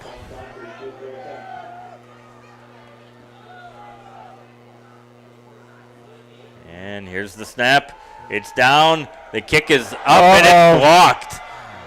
Uh-oh. And it looks like Northeast recovered the blocked kick as Cans. I think Blows recovered it, but they tackled him. Yeah, either way, it is going to be turned over to Northeast at the 29-yard line, as that ball just never got airborne. It just went right into the line of scrimmage. And once again, the Bison are turned away. And we are... This is very not like Fort Leboeuf right now. Nope, this is... But you have to remember, there's a lot of bumps and bruises throughout the year. So sometimes what you normally do in week 1 or 2 isn't what you're going to do in week 4 or 5. Yep, as Galloway takes the snap, he's going to take it up the middle, and he's going to gain about 6 yards up the middle for Bryson Galloway, setting up a 2nd down and 4. Yeah, Sadowski was in on the tackle. And as many opportunities as the Bison have squandered so far, they're still only down 3-0. So their defense has played well, and they are definitely not out of this by any stretch of the imagination. So they just need to keep up the defensive intensity, and one of these drives is going to end in points. As there's a handoff to Ringer. He gets close to a first down, and where are they going to mark it? And looks like they're moving the chains, so that is a 6-yard gain up to the 39. Liam Jones and Caden Ayers for the Grape Pickers made a nice little wall for their running back to run behind. They're doing a good job blocking on the right side. Yep. Both teams have been doing a good job with their offensive line in this game. As Galloway's back in the shotgun. And there's movement up front. And Fort Leboeuf came across the line. Now were they drawn off? Based on body language, I'm going to say it's Fort Leboeuf, and it is. It was on Fort Leboeuf. And there's another penalty. I mean, it's only 5 yards in the stat sheet, but going from 1st and 10 to 1st and 5 is a big deal. As Galloway's going to take another shotgun snap, he hands it off up the middle. Not much, maybe a yard. Yeah, and the defense is bringing their intensity like they normally do, and a lot of times on defense, you know, if you can't score on offense, especially in high school when you have kids playing both ways, they want to nose for the ball on both sides, and they want to score on both sides. So it wouldn't surprise me if they're pressing a little bit on defense, trying to get that ball and put that in the end zone, which can be good. Also can come back to get you if there's a double move and you're a little too aggressive. We'll see how if stamina comes into play here in the second half, as Fort Leboeuf definitely has a bigger team and thus more substitutions to put in there. So False start. We were told before the game that Northeast only has a 29-man roster. So that means pretty much everybody's playing both ways. And come the fourth quarter, that may come into play. Well, it hasn't come to get them yet. They're 3-0. Yeah. Just like our score is 3-0. Absolutely. Northeast. But you would have to imagine that at some point, they would tire. Although I don't know how much, if they've played anybody as physical as Fort Leboeuf in their first 3 games. So takes the snap, fakes the handoff, and he throws it out to. Not sure what number that was. It was number 21. 21, yep. Which is Colton Owens, who gains about 3 yards. And another player down. Yes, another not sure if it's the Northeast same player. gentleman as before. Yep. So we will step aside for a word from our sponsors. Fort Leboeuf football coverage on the Sunny 105.7 Corry Federal Credit Union Sports Stream is brought to you by Jim Brozell Construction at 9298 Peach Street in Waterford. Phone 814-866-2075. Wise Physical Therapy and Sports Medicine in Waterford. Online at wisept.com. Al's Appliance Sales and Service at 110 High Street in Waterford. Phone 814-796-4007. Yeah, that was 58. Caden Ayers who's being walked off the field. I believe that was the same guy who got hurt the first time, wasn't Yep. it? Yep. So He might be wise to take some time off. He was able to come back in, but he's feeling some effects again. But we're third down and 4. Northeast at their own 45-yard line. As Galloway takes a snap, handoff up the middle. He breaks free into the secondary, the 50, the 40, and run out of bounds at about the 40-yard line. That's about a 15-yard gain. That was a big hole. That was. And that was that number 10, I think. And that was. I might be wrong Pascal in Laporte thinking with that this, run. but if the Great Pickers get a touchdown here, it's going to have to change Fort Leboeuf's approach. They're going to have to start airing it out. And with all the holding calls, mostly on running plays, that might be the strategy they need to kind of break this bad momentum they have going on. Right. First and 10 at the 40. Fakes the handoff, and he has nowhere to go. As he does split the defenders and gains about 5 yards. That's Bryson Galloway. Yeah, he was like water going through some cracks there, wasn't he? He turned a lot of nothing into a 4-yard gain. So he has good vision. He does. Beginning of the game, he showed that, finding a way through the line and then throwing the ball. That sets up a second down and 6. 5 minutes to go here in the third quarter. 3-0. Northeast still remains on top. As Galloway's under center. Oh, no, he's not. He's in the shotgun. And he's going to take a quarterback draw, but there is nowhere for him to go. Fumble. And there's a fumble. And it picked up by Black. He gets a block to the 40, to the 35, and he is knocked down at the 30-yard line. And a flag on the play. Please don't be holding against Fort Leboeuf. But either way, it's after the penalty or after the turnover, so it's going to remain Fort Leboeuf ball. And that was a hard hit he took. Yeah, and I don't know if the call is right where he got knocked down, so I don't know if there was a hit to the head, maybe. They're going to call. It wasn't on the camera. I apologize for those listening at home, but it was a clean hit from my angle. It looked like it, but he kind of blindsided Black coming from the the far side. Yeah, if that was a block, I would have thrown the flag because that wasn't really an honest block. He was kind of coming from the side, a little bit behind. But as a runner, Yep. I'm curious what they're going to say this and is. the referees are discussing this. They may end up picking this flag up. That's what I was thinking. But at the worst, it's Fort Leboeuf's ball at the 30-yard line. And here's the call. Boy, when Black picked that up, his legs were pumping, man. Yep. He was like, all right, let's do this. Yep. I want to say that was Vomero that caused the fumble, but I'm not 100% sure about that. But, yeah, Black was on it in a second. They gave Galloway nowhere to run on that play. Well, and they're doing a lot of swarm tackling. They're not doing a lot of guys, only one guy getting there. They're getting 2 or 3 or 4 that the running back or quarterback have to think of. And then when they finally get you, they have a chance to rip the ball out. Absolutely. And it looks like they are moving the ball forward. So all right. It is going to be a personal foul, I'm guessing, of some sort on Northeast as they move the ball from the 30 to the 15-yard line. Maybe it was unnecessary roughness. I'm not sure. And that is a huge penalty as Fort Leboeuf has committed some costly penalties. Now Northeast commits the costly penalty right after the turnover. So that's going to set Fort Leboeuf up at the 15-yard line. Yeah, we're at 3-0 with 4:49 left in the third quarter. And we're down at the 15-yard line. They really, if they can score a touchdown here, it's going to do everything to lighten this crowd up a little bit, get them hooting and hollering. Because right now they've been very quiet outside of a few boos with the flag being called. Yep.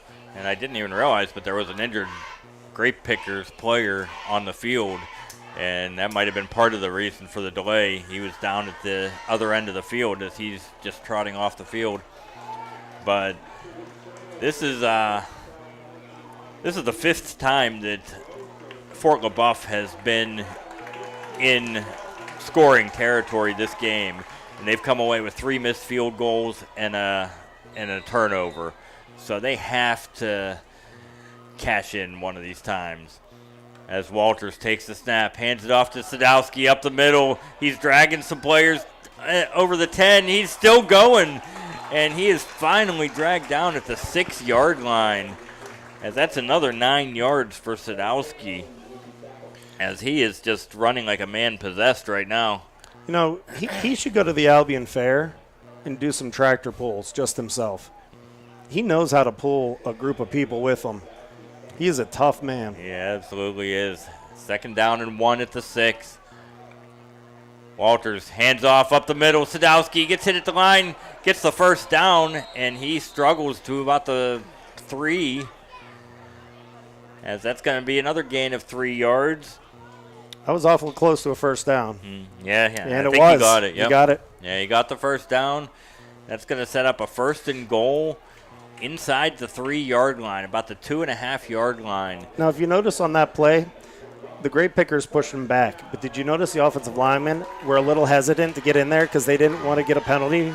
Yeah, they did. So I saw some of them not push nearly as aggressively as they did before. Yep. They got 4 cracks from the 2.5 here to try to take the lead. And there's movement before the snap. And let's see who moved first. And it is on Fort Leboeuf. Yeah, that was a clean call. I mean, that's the right call. Yep. Yes, it is. That one was obvious. And that will move them back 5 yards. 1st and goal at the 7 now. Gives them a little bit more room to operate. But penalties have been a killer in this game, as we're under 4 minutes to go here in the third quarter. Yeah, I don't know if Coach Bloss is going to be able to get referees to help him with practice this week, but he might want to hire a couple. Yep. Yeah, full house backfield. Walters takes the snap, hands it to Sadowski, up the middle to the 5, 4, 3, 2, 1. Touchdown, Skylar Sadowski. As the Fort Leboeuf Bison finally break through and get on the scoreboard and take a 6-3 lead with 3 minutes and 42 seconds to go here in the third quarter. As once again, Sadowski would not be stopped. I see some talking down there. I heard the crowd a little bit. The referees are talking. Is there a penalty on this? I see, yep, laundry on the field, but Fort Leboeuf players are clapping. I think it's after the touchdown, though. Unsportsmanlike. Unsportsmanlike against Northeast. Yeah. So, yeah. Let's see what they'll do. And Northeast has been pretty good without too many penalties compared to us. Yep. But. They just. Offsetting. Yeah. Offsetting penalties, okay. Okay, so it's going to stay right where it is. So Lucas Kantz is going to try to give them a 7-3 lead here, and this is a big extra point because that means the Northeast would need a touchdown to win the game, to take the lead. Yeah, and the way we're playing defense, it's hard to believe we're going to shut them down the whole game because they do have some good receivers, but we might.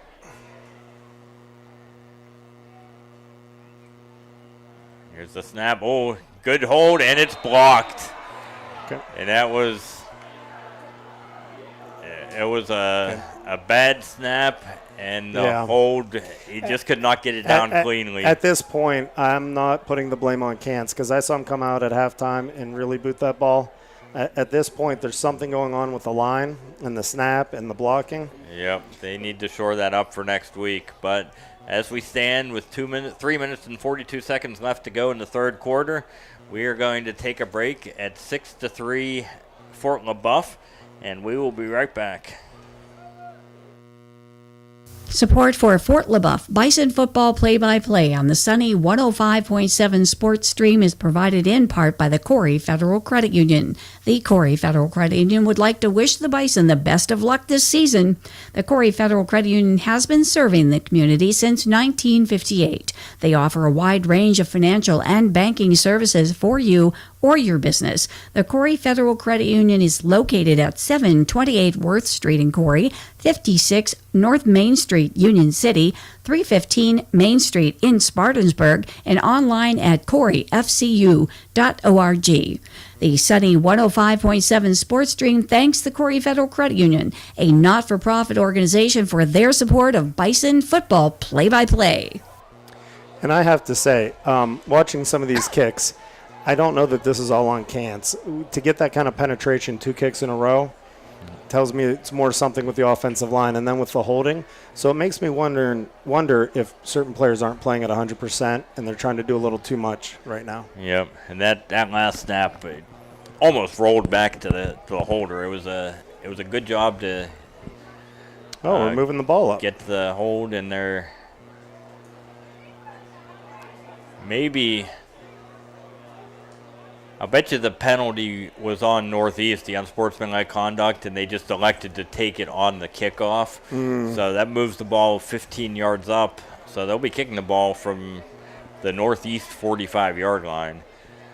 So now he can kick it out of the end zone with no problem, but I would kind of try to pooch it inside the 5-yard line because you're 15 yards closer, and they can pin them down pretty deep if they can keep the ball out of the end zone. Yeah, I'm really interested on how they do this. Occasionally in situations like this, you see a line drive kick to one of the up men and hope it bounces off of them. But with a 6-3, I don't know that it's worth running that risk. No. But like I said, they can pin them deep if they can not kick it out of the end zone. And he's just going to boot it right through the goalpost. And that was a 55-yard field goal by Kantz, but it doesn't count as that. But that'll set up Northeast at the 20-yard line, down 6-3 for the first time. Fort Leboeuf has the lead. So let's see if the Bison defense can keep up the pressure and get another turnover or force them to punt here. Yeah, at some point, though, in this game, the offenses are going to have to air it out. It's hard for me to believe it's going to play out. I mean, it could, but at some point, you're going to have to push the ball down the field. First down and 10 here at the 20-yard line. Galloway in the shotgun. Takes a snap, and he's going to throw it over the middle. It's batted right back down to him. Caught his own pass. And Galloway with the pass completion and reception. and he will lose 4 yards as he just slides down at the 16-yard line. And the receiver was open. He had a couple feet on the defender, so that definitely was the right read. But that defender, man, he jumped right up there. Was that Black? I think that was Brady Black that Yep. got up there, Yeah. number 0. And That's the second one this game, isn't it? Yeah, he's played a nice defensive game. And that'll They have a very strong linebacking core and very strong defensive line. Yep. Second down and 14 at the 16. Galloway back to pass. He can't find anybody. He rolls out. He throws it, intercepted by Walters. And the third turnover of the game for the Fort Leboeuf Bison as they are set up once again in Northeast Great Picker territory. Is that the quarterback slow getting up? I think it is, number 8. Yeah. Yeah, he threw off balanced and took a hit on that. And it was a gutsy throw, but he went against the grain. He broke the cardinal rule of throwing back against the body. Yep. On your rollout. He tried to make more out of what was there. And Dominic Walters had a big interception last week. He's got another one this week. And it's understandable, though, that he's trying to push because they've only scored 3 points. Yep. So that sets them up 1st and 10 at the 31. Let's see if they air it out to try to strike quick here. And they do. Walters back to pass. He throws it over the middle, and Aiden Struchin had it in his hands but could not corral it. Uh-oh. And there's another penalty against Fort Leboeuf on this one. Even the referee wasn't sure who called a penalty this time. And that's going to probably move the ball back. Yep. I do like what the coach is trying to do, though. He's getting the ball to new guys. And deeper you get into the season, the more you're going to need to count on your depth. And it also helps with game planning because now the coaches have to think about who's going to get the ball during practice that week. So it does come in handy. But if you want the coaches to think about that, you got to catch the ball. Absolutely. Yeah, he had it in his hands, and then he got hit as he was trying to pull it in and just could not corral it. So that puts it 1st and 20 at the 41-yard line. Walters hands off to Sadowski, hit in the backfield, and he is dropped for a loss of 3 on that one. The way the kicking game is going, and it's 6-3, I would really encourage them to. I wish I was the coach right now. I would definitely be going deep. And that would set the ball up 2nd down and 23 at the 44. And with a 6-3 lead and the way Fort Leboeuf's defense has played, as long as they don't turn the ball over, even if they have to punt here and pin them deep again, that's not the worst thing in the world. I agree. Just do Try not turn to the ball go deep, over. but don't make a dangerous throw. And Walters back to pass. He's going to air it out deep. He's got a man. Yep. Romero at the 10, 5, touchdown. There it is. Bison. There it is. There it is. And it was only a matter of time. Yeah, he did the post route. Before they were able to connect. As that connected for, what was that, about 41 yards. Yep. And that is the biggest play of the game so far. He did a deep post. The quarterback, Walters, saw the safety wasn't in that area. Threw a beautiful pass, let him in stride. Really hard to do. Really hard to catch that ball on that post and keep going. And that's exactly what they needed to do. Yep, absolutely. And they're lining up to go for 2 here. As Walters takes snap, hands off to Sadowski, and he's in for the 2-point conversion. And that will make the score 14-3 Fort Leboeuf as they get that point back from the missed extra point. And that will make it 14-3 with 1:48 to go. And we will pause for a word from our sponsors. Support for Fort Leboeuf Bison football play-by-play on the sunny 105.7 Sports Stream is provided in part by the Corry Federal Credit Union. The Corry Federal Credit Union would like to wish the Bison the best of luck this season. The Corry Federal Credit Union has been serving the community since 1958. They offer a wide range of financial and banking services for you or your business. The Corry Federal Credit Union is located at 728 Worth Street in Corry, 56 North Main Street, Union City, 315 Main Street in Spartansburg, and online at corryfcu.org. The Sunny 105.7 Sports Stream thanks the Corry Federal Credit Union, a not-for-profit organization, for their support of Bison football play-by-play. So they're getting ready for the kickoff, but that's going to open things up for the rest of the game. I really have to believe it, because they were coming up so much with that run. We were getting the holding penalties. Now that they have to back off a little bit, I think those holding penalties will start to lessen for Fort Leboeuf. Absolutely. And what a third quarter by the Bison as they take a 14-3 lead. Line drive, kick. It's going to bounce and taking it to 4. Up the middle to the 20. 25-30. That's Crozier. There's a flag on the play. He's up to the 50, the 40. He's going to be gone, but this is going to come back, I believe. Yeah, he's got the score, but it's coming back. Yep.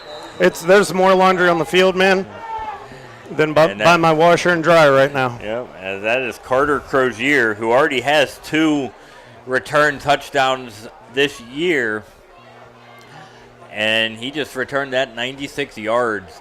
But there are at least 3 flags on the play, back in Northeast territory. So these referees are going to get tennis elbow if they're not careful. With all the flags they've been throwing, they're going to need Tommy John surgery or something. And I have to believe at least one of those flags is on Northeast. They might all be for the same infraction. I'm not sure. Well, if 3 guys threw a flag for 1 infraction, you know they didn't miss it. Absolutely. You know they didn't make it up in their head. And it looked like an illegal block in the back or a holding. I couldn't tell. But it is on Northeast, so that's going to mark the ball back. 14-3, that's huge, because that would have made it 14-10 if they made the extra point. Absolutely. And then we'd be right back to what we were doing. But I can't help but feel like there's going to be an opportunity for the Grape Pickers to make another splash play like that. So we have to be really careful as Fort Leboeuf, because these receivers haven't run nearly as much as they probably would have liked to, and they're probably chomping at the bit to get that ball. Absolutely. And that is exactly why you try to kick the ball into the end zone against this team, because Crozier is an electric runner, and he just showed that on that instance. But unfortunately for them, it gets called back, and it's an 82.5-yard penalty. Absolutely. I mean, it's not going to show up that way in the paper. No. But that just took 82 yards away from them. Yep. And a score. And at least 6 points off the board. They do have the receivers to come back, though. And it is only 1st and 10. That's important to realize. It's not like 1st and 20 or 1st and 30. Right. So 1st and 10 here at the 18-yard line. Minute 32 to go. As he hands the ball up the middle, he runs into his own man, and he will be dropped for a loss of about 3 on that play. And Black again. He was Sadowski again, and who was the other gentleman there? 60? Or 51? Who do we have as 51? Devin Kraft was the one blocking the offensive lineman into the running back. So if you can tackle the running back with the running back's lineman, that's pretty good. Absolutely. And that is Ethan Ringer's 6th carry of the game. 3 of them have gone for negative yardage. And that means they're doing something good, because he's a good running back. You can tell. He is. And Galloway back to pass. He throws it in. Perfect timing. Ball goes Perfect timing. right between the hands of number 2, Kyler C. Or no, that was number 7, Jaden Whitman. And was that Black? Yeah, I believe it was. But that timing was perfect. If he was a half second early, that laundry would have been back out on the field. That's the second time. That's the second time his timing at a ball up in the air was perfect. He's really and that play is just going to be an incomplete pass, but that was a really, really good play. Yep. 3rd down and 12 at the 16. Big play for the Bison defense. Here comes a blitz by Strushin, and in and out of the hands of Colton Owens, the tight end, as he would have had enough for a first down and would have had some extra yards on that play, but he could just could not bring it in. Right now is what's happening right now is what was happening last week. These wide receivers are hearing footsteps. We have made good, hard, solid tackles, clean tackles. But these receivers do not want to catch the ball right now. And almost every incomplete pass has gone through the hands of the receiver, as that sets up a punt, and that's going to get a nice northeast roll, but it will be marked right around midfield, and that will start Fort Leboeuf off at the 49-yard line with 32.9 seconds remaining in the third quarter. Support for this broadcast is provided by Family Ink Innovations, specializing in screen printing, banners, yard signs, and much more. Located at 319 High Street in Waterford and 104 West Smith Street in Corry, and online at FamilyInkInnovations.com. Phone 814-462-6628. The Sunny 105.7 Sports Stream thanks Family Ink Innovations for their support. All right, we're back. First down and 10 at the 49. Walter's going to take it himself, and he's dropped for about no gain, as that will likely be the last play of the third quarter, as Fort Leboeuf outscores the Northeast Grape Pickers 14-0 here in the third quarter to take a 14-3 lead going into the final quarter of play. And that will be the end of the third quarter. And we will be back in a couple minutes to bring you fourth quarter action after a word from our sponsors. Support for Fort Leboeuf Bison football play-by-play on the Sunny 105.7 Sports Stream is provided in part by the Corry Federal Credit Union. The Corry Federal Credit Union would like to wish the Bison the best of luck this season. The Corry Federal Credit Union has been serving the community since 1958. They offer a wide range of financial and banking services for you or your business. The Corry Federal Credit Union is located at 728 Worth Street in Corry, 56 North Main Street, Union City, 315 Main Street in Spartansburg, and online at corryfcu.org. The Sunny 105.7 Sports Stream thanks the Corry Federal Credit Union, a not-for-profit organization, for their support of Bison football play-by-play. Fort Leboeuf football coverage on the Sunny 105.7 Corry Federal Credit Union Sports Stream is brought to you by Jim Brozell Construction at 9298 Peach Street in Waterford. Phone 814-866-2075. Wise Physical Therapy and Sports Medicine in Waterford. Online at wisept.com. Al's Appliance Sales and Service at 110 High Street in Waterford. Phone 814-796-4007. Right now, I have to think we're going to see a ball get caught by somebody like Aiden Strutchins or somebody of that nature. I just feel like somebody new is going to catch that ball. Yep. 2nd and 9 in midfield. He's going to throw it deep, and Blows had a step on the defender, but ball was just had a little bit too much air underneath it, and I think come down with that I one. think Walters threw that over his head on purpose. Mm-hmm. I think he saw the defender where the defender was, and he knew it wasn't a good angle. Right. And I think he led him where he thought maybe you can catch it, but I'm not going to throw an interception. Well, yeah, he put it where only his receiver can catch the ball, and that was the smart move there. But Blows just couldn't run it down. 3rd down and 9 at midfield. Bison holding on to a 14-3 lead here early in the fourth quarter. Walters sends Blows in motion, handoff to Sadowski up the middle. He's into the secondary. 20, 15, 10. Touchdown, Skylar Sadowski. And that might be his longest run of the season. Yep. And it couldn't come at a better time. Start of the fourth quarter. They've been playing tight the whole game. They've had runs that were big chunk plays, but nothing like that. And now it's going to be really hard for the Grape Pickers to come back. Absolutely. That 50-yard run puts Sadowski at 180 yards rushing for the game. And there's still a whole quarter left to go. So this is by far his best game of the year, and it was only a matter of time. And they're going for 2. Yeah, And with that's all smart. their kicking troubles Yep. today, yeah, they are going to try for 2. And the way they're running the ball, they should be able to get 2 yards. Close goes in motion. I think he's And, in. He might, yep. I didn't even see who had that. Did The Walter ball take got that across, himself, or- but yep, the ball got across. Okay. It just was a matter of was his Yeah. knee down first. I couldn't tell. Did Walter just kept that? No, Or did he hand that it was off a handoff, to Sadowski?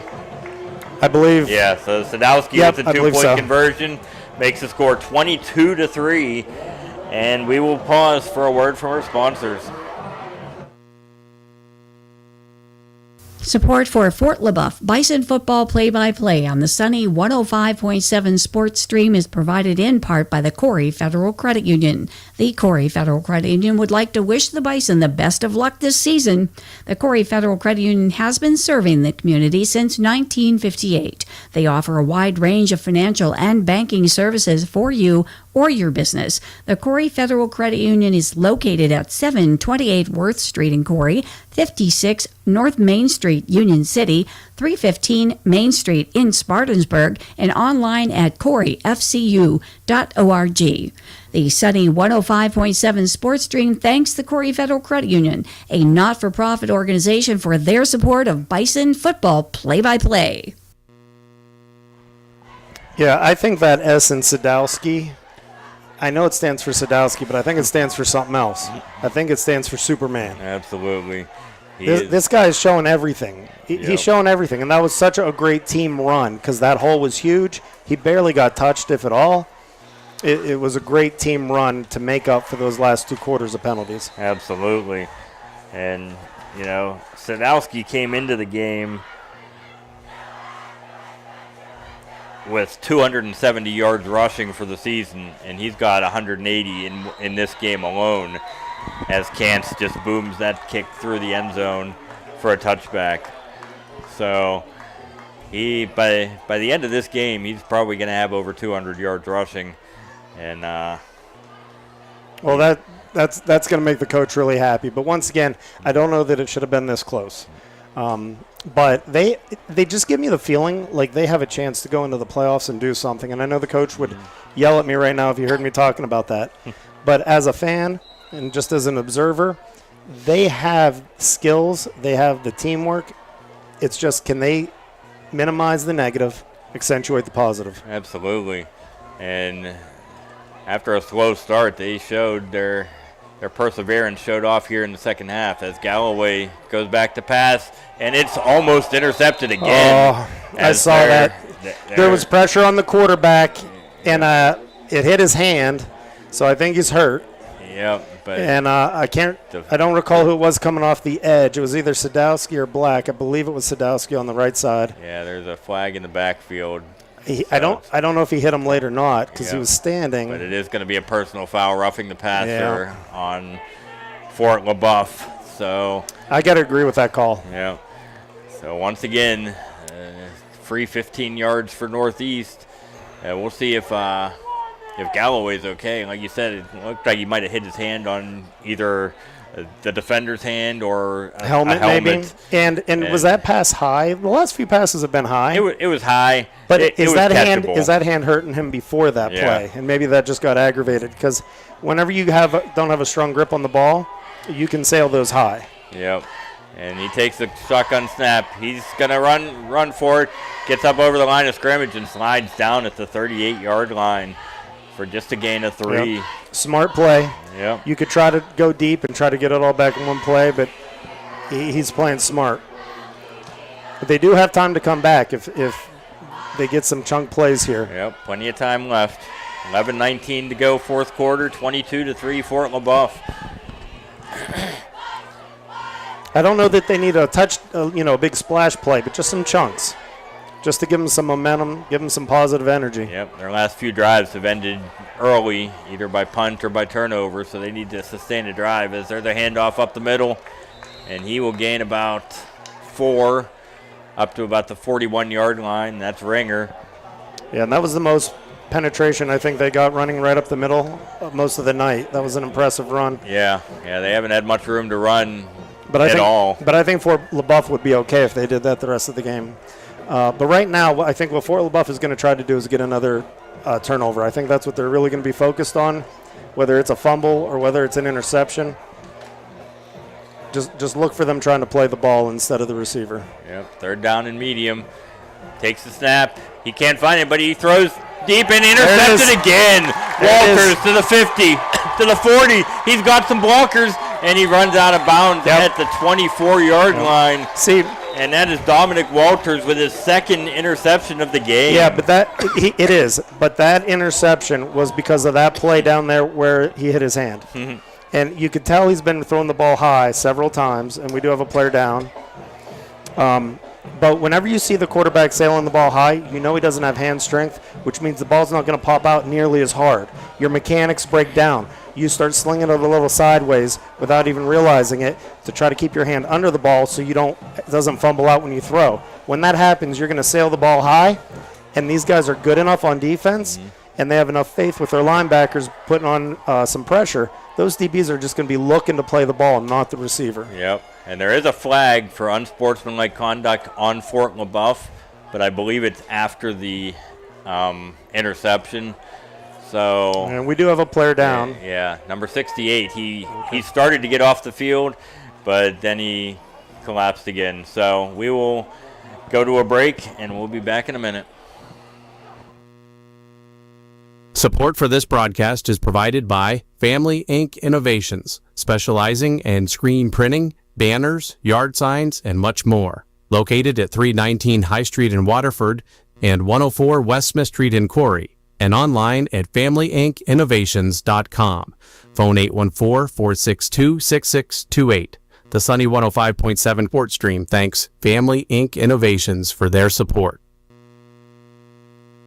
Fort Leboeuf football coverage on the Sunny 105.7 Corry Federal Credit Union Sports Stream is brought to you by Leboeuf Creek Cattle. Phone 814-572-7979.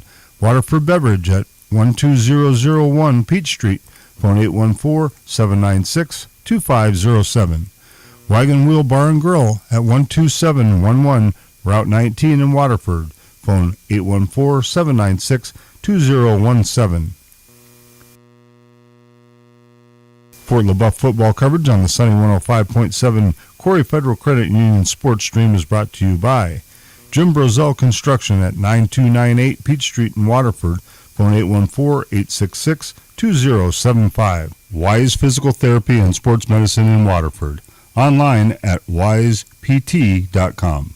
Al's Appliance Sales and Service at 110 High Street in Waterford. Phone 814-796-4007.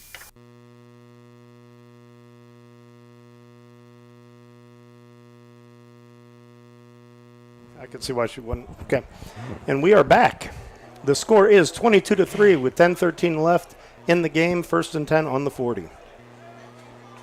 Let's see if Fort Leboeuf can continue their strong running game here as they try to take off the last 10 minutes of game time and come out of here with a victory. Yeah, it's hard for me to believe that they're going to pass. I mean, they could as a surprise, but if I was them, I'd run this ball and play the most boring offense possible. Absolutely. And Black goes in motion. He's going to take the handoff around end, and he slips down at the 45 for a loss of about 4. That play looked really slow in developing, didn't it? It did. And I don't think Black would have gotten much yardage anyway, but his feet went out from under him as he tried to make a cut. And they give him a loss of 3, back to about the 43. It was better than him trying to go back and around. Absolutely. Or he would have lost more yardage. Yep. And Walters in the shotgun. High snap. He pulls it down, gives it to Sadowski. 35-30, 25-20, 10-5. Touchdown, Skylar Sadowski. And those are the 200 yards you were talking about. And sorry, Lucas Kantz, but I think Sadowski's going to supplant you as Athlete of the Week this week. Well, that's a good problem to have on your football team, isn't it? And that- which star player is going to get the player of the week? Absolutely, and that is his second 40-plus yard touchdown run, as they are just opening up massive holes in that defensive line. And a close game at halftime, and actually a deficit at halftime, has turned into a Fort Leboeuf rout as they are lined up to kick the extra point. This will make the score 29-3. And this time the snap is down, the kick is up, and All this right. one is good. So with 9 minutes and 31 seconds to go, we have a 29-3 Fort Leboeuf lead. We will be right back. Support for Fort Leboeuf Bison football play-by-play on the sunny 105.7 Sports Stream is provided in part by the Corry Federal Credit Union. The Corry Federal Credit Union would like to wish the Bison the best of luck this season. The Corry Federal Credit Union has been serving the community since 1958. They offer a wide range of financial and banking services for you or your business. The Corry Federal Credit Union is located at 728 Worth Street in Corry, 56 North Main Street, Union City, 315 Main Street in Spartansburg, and online at corryfcu.org. The sunny 105.7 Sports Stream thanks the Corry Federal Credit Union, a not-for-profit organization, for their support of Bison football play-by-play. All right, we're back for the kickoff once again. And I'm really glad to see the linemen settle down, make their blocks, not get the holding calls, and let the position players do what they can do. And that says a lot. That gives me a lot of optimism moving into next week. They haven't been keeping that going the whole game. So they know how to settle down, they know how to focus, they know how to take care of business. Absolutely. And this kick is going to be short of the end zone. It's going to be picked up at the 6, up the field to the 15, to the 20, and he is knocked down at the 20-yard line. That was one of the best open field tackles I've seen in a long time. That was nice. Sadowski is all over the place tonight. Yep. And that will set Northeast up deep in their own territory at the 20-yard line, as they will have the long field to go, as they are down 29-3. Walters is walking a little gingerly out onto the field. I don't think he's injured, obviously, but something might be hurting him a little bit. Maybe tweaked something. Hopefully it's minor, and hopefully the grade pickers don't see that. Absolutely. I don't know, Walters gets another interception. He might challenge Sadowski for Athlete of the Week here. Yeah, three picks in one game. That's pretty close to having over 200 yards rushing, right? Absolutely. And there's a bad snap, and he is smothered by Aiden Struchin. Aiden Struchin. And he gets the sack back to the 10-yard line for a loss of 11. Well, and this is where it becomes fun. This is where you put in some backups. This is where you let them pin their ears back a little bit and get some of those stats. You might not play as safe, but by playing loose, you're probably actually playing a little safer. Absolutely. Well, we have a timeout here on the field, so we are going to pause for a word from our sponsors. Support for this broadcast is provided by Family Ink Innovations, specializing in screen printing, banners, yard signs, and much more. Located at 319 High Street in Waterford and 104 West Smith Street in Corry, and online at FamilyInkInnovations.com. Phone 814-462-6628. The Sunny 105.7 Sports Stream thanks Family Ink Innovations for their support. All right, the teams are coming back here after the timeout. Well, you know how tired. We talked earlier about how the grade pickers might get tired because they don't have depth, and that's what we're seeing now. But just think of how good they would be if they had a little bit more of depth, because they hung with us for the whole first half and a lot of the third quarter. Absolutely. Galloway had a man open, and that's Crozier, but ball was just a little bit overthrown. Carson Stoles was in his face. There was really no place for him to go except high with that. Yep. And almost every incompletion that Galloway has had has been high. So I don't know if that's I can't believe a that's cause his of normal. the pressure or Probably a little what? bit of both. Yeah. And at this point, 29-3, when you have 9 minutes to play, sometimes you make business decisions. You pack it in, and I'm not saying that's what they're doing. I'm saying that's what I would do for the next week. And you wouldn't come out and say that to anybody, but you got to realize it's a whole season. This is just one game. Absolutely. And Galloway back to pass on third down, and that ball is caught by 14. Dylan Rogers, and folks, he fought for that ball. He did. He felt the pressure, and he wanted that ball. That was a catch born purely out of determination. Yep, that was almost intercepted, I think, by Vamaro. And, I give that kid a lot of credit. Yep. That's the kind of kid I want on my football team. Yep, he hung in there and outfought the Fort Leboeuf defender. But that sets up a 4th and very long. And let's see if they're going to go for. Nah, it looks like they're bringing the punting unit onto the field. Yeah, that's a smart move because down by 26 already. Yeah. You don't want to give Fort Leboeuf the ball back at the 15-yard line.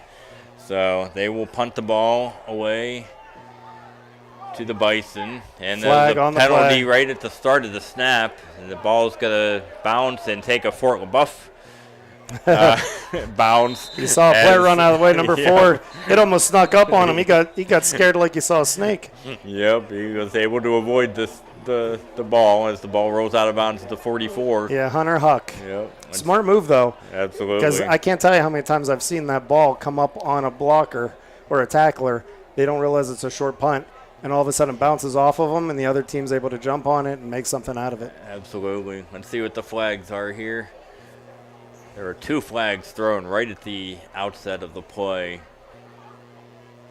And illegal motion northeast. Looks like we'll be punting again. Are they taking the penalty on, or are they just tacking it on to the end of the run? That I'm not sure of. Yeah, they're just tacking it on to the end of the play, so that'll move it up to the 39, I believe. Yep, and they're walking it off, and that'll set up Fort Leboeuf with another good field position, starting off at the 39. And how many times have they started off in Northeast territory in this game? I mean, they squandered a few opportunities, but the second half has just been completely different from the first half. Well, and that's been our season, right? One half to the next half, you just don't know which Fort Leboeuf team you're going to get. But it's good to see that they're talented enough to overcome these obstacles. Absolutely.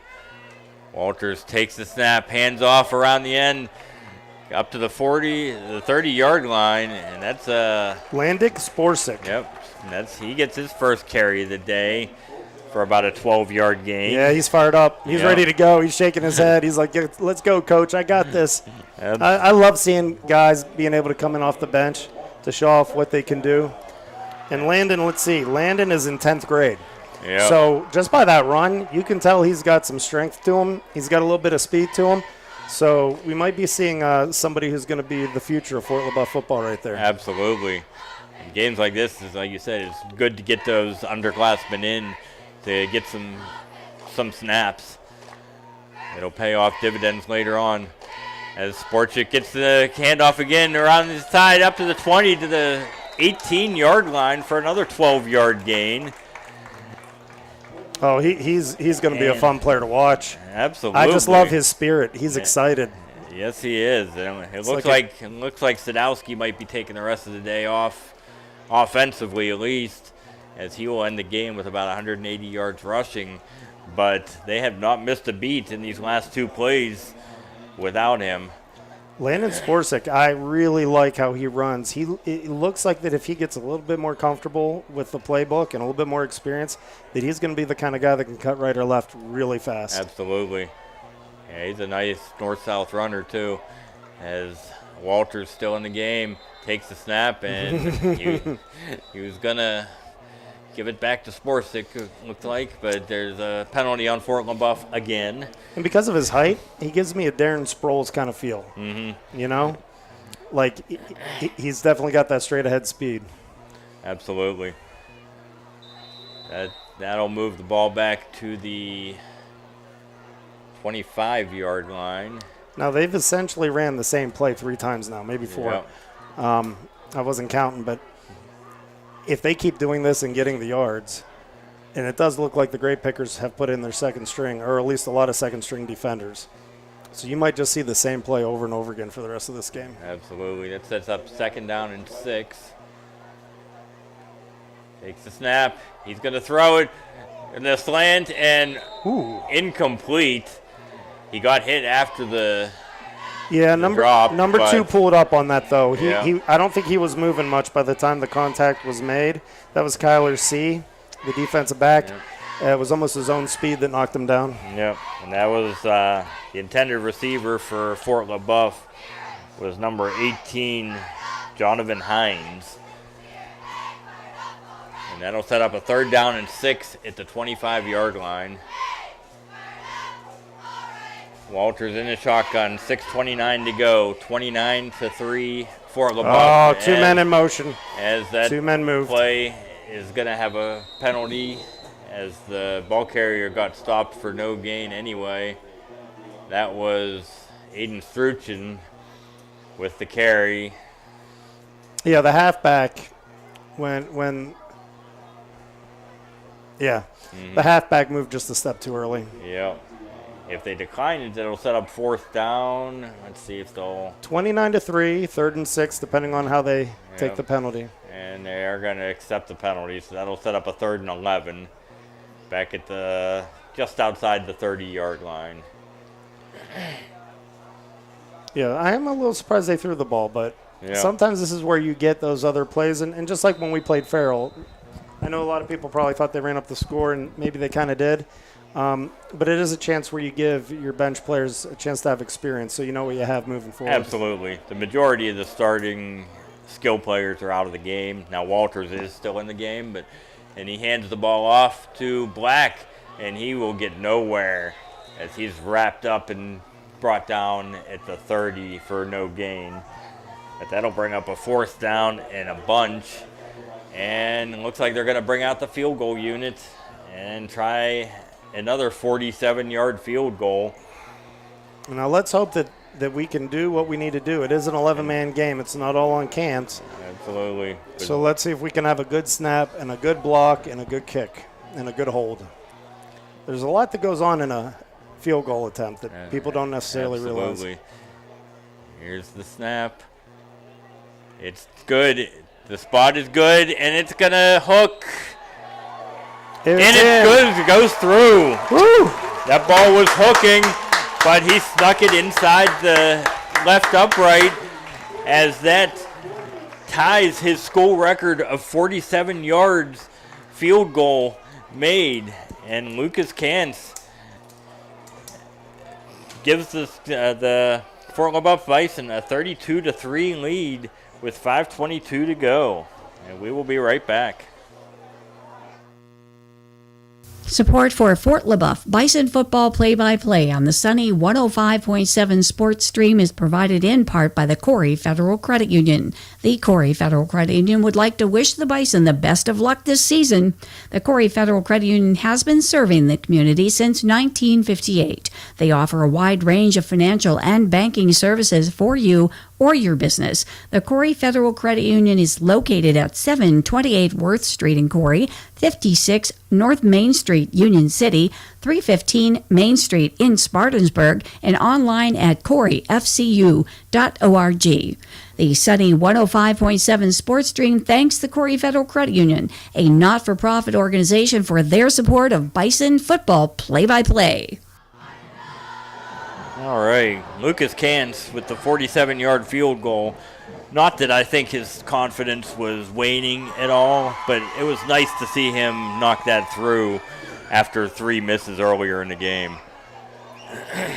Well, and it's interesting because the other kickoffs they just did were very short, one bouncers, and he decided to go deep on that one. Yep, and that ball was fielded in the end zone in high school. Even if you catch it without the ball hitting the ground in the end zone, it is a touchback, so that'll bring the ball out to the 20-yard line. which I don't like that rule. If you field it in the end zone, and you should be able to return it. Yeah, I understand think if the ball hits the ground in the end zone, Yeah. but if you catch the ball a yard deep, you should be able to return it. Yeah, I think it's all coming down to a safety feature. Yeah. I think it's only a matter of time before the governing body of high school football in all the states, to be honest with you, go to the format that the NFL is using. Mm-hmm. And I think the college will be doing that too. I wouldn't be surprised. 1st and 10 at the 20. Hands the ball off. Up the middle. He breaks it out to the left. He's up to the 30, 35, 40. And Ringer, he's still on his feet, and he steps out of bounds at the 45-yard line. Yeah, I heard a few whistles there, but that was the best run of the game for Ethan Ringer, as he gains 25 on that play. he's a good running back. Just Fort Leboeuf's linemen and linebackers are just too strong. And I think at this point they're probably putting in some subs, but he's a good running back. He definitely is. Yeah, you can see he's got some skills. That'll set the ball up at the 45-yard line, 1st and 10. Is that number 7, his quarterback? I believe it is. So they have changed quarterbacks as he hands the ball off up the middle for about a 1-yard gain. Number 7. Let's see, is that? Number 7, Jaden. You have the, is that? No, guys, I apologize at home. I don't think our paperwork shows. Yeah, I mean, it shows Jaden Whitman as wide number receiver 7. DB. Yeah, so That might be him at quarterback. He may be in just to get some time at the end of the game, just so Galloway isn't in there. But our roster says Whitman. He takes the snap. He's going to throw the ball deep, and that ball is up for grabs, and it is caught. It is caught by number 1, Sajon Lyons. Yeah, it was ripped away. The DB had it. And that was the best play of the game for Northeast, as they get the ball up to the 24-yard line. I believe it was number 4 for us. He had it, Yeah. and it was just ripped away from him. Yep, there's about 4 Bison defenders Hunter around Huck, that. maybe? But yeah, Hunter Huck had the best opportunity at that. But And he's tall, so for you to get that ball ripped away, like when you see him out there, he's one of the taller fellas. absolutely, and Lions just ripped that one apart from him. 1st and 10 at the 24. Whitman back to pass. He throws it to the corner, and that ball is incomplete. I believe it hit the ground. That was a nice pass. Yep, nice pass. Nice effort by their wide receiver. As that'll bring up a 2nd down and 10 at the 24.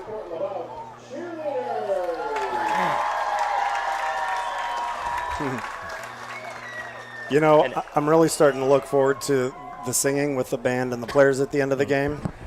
And you know they're going to win this one, and it just gets me excited to see that camaraderie. Absolutely. And you know what?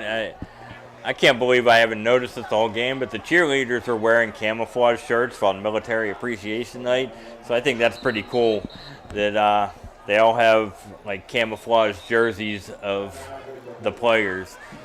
So that's a nice little touch, as we have a timeout here with 3:47 to go, and we will pause for a word from our sponsors. Support for this broadcast is provided by Family Ink Innovations, specializing in screen printing, banners, yard signs, and much more. Located at 319 High Street in Waterford and 104 West Smith Street in Corry, and online at FamilyInkInnovations.com. Phone 814-462-6628. The Sunny 105.7 Sports Stream thanks Family Ink Innovations for their support.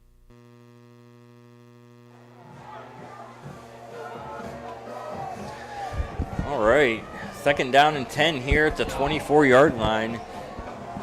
Fort Leboeuf in complete control of this game with a 32-point second half, and they lead 32-3 with 3:47 to go. Can you imagine if some of those holding calls were held back, what the score would be right now? Oh my goodness, that is crazy to think about, as there's a flag right off the snap. That's in the area of holding. Yep. And that is number 12 for Northeast. Najee Crosby with the carry. Got a couple yards, but it looks like it may be coming back. Well, and just like and with they're actually picking up the flag, so that'll be a 2-yard gain for about a 3rd and 8 or 9. And just like I gave Fort Leboeuf credit when we lost to Farrell, where their body language was still good, for how small their team is and how tired they have to be right now, the Great Pickers have had a great attitude this entire game, and they're 3-0. So this is going to be their first loss.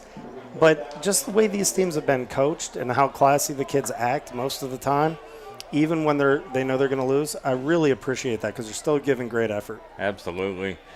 And he takes a snap. He rolls out to the right. He's going to run it himself to the 20, the 15, and he's going to down inside the 5. And the ball came loose, and it's another turnover for the Fort Leboeuf Bison defense. I'll tell you what, I'm glad Yes. Whitman wasn't playing quarterback most of the game because he is fast. He is. He is very fast, but he turned that corner, and he got inside the 10 in a hurry, but I didn't see who made the hit, but he got walloped. And that's lack of experience at the position. That's something that can be fixed, but he was just holding it a little too loose. And he definitely wanted to score. He was ready to do just about anything, but you always have to protect the football, so he'll learn from that. Absolutely. But, yeah, he was trying to make more out of what he had there. And it looks like Hunter Huck is coming into the game at quarterback for the Bison as the day for Dominic Walters has come to an end. 3 minutes and 14 seconds to go. As Huck takes the snap, hands off around the right end, and getting nowhere is number 30. Number 30 is Sadowski. Sadowski's brother. Well, boy, they got a pretty good future if they got 2 Sadowskis on the team. Absolutely. And he will lose 2 yards on that play. They aren't going to be the Watt brothers. Is there a third Sadowski on the team? You never know. I'm looking. I bet the coach wishes there was. Yep. Yeah, there might be one in middle school coming up. As we got 2nd down and 12. I am scouring the roster. Back at the 8. And Huck hands it off up the field to the 10, the 15, to the 20. And that is number 25, Landon Sporczyk, who has another good run up to the 18-yard line. I like his style of play. Me too. So that's about a 10-yard gain there. He's had 3 rushes, all of them over 10 yards. I know they're not going to do that today, but I would love to see him do a screen pass. Mm-hmm. I think he's the perfect size, the perfect shape, the perfect speed to make a screen pass very effective. Absolutely. 3rd down and 1 at the 18. Under 2 minutes to play. Huck in the shotgun. He takes the low snap, hands it off, and he gets nowhere.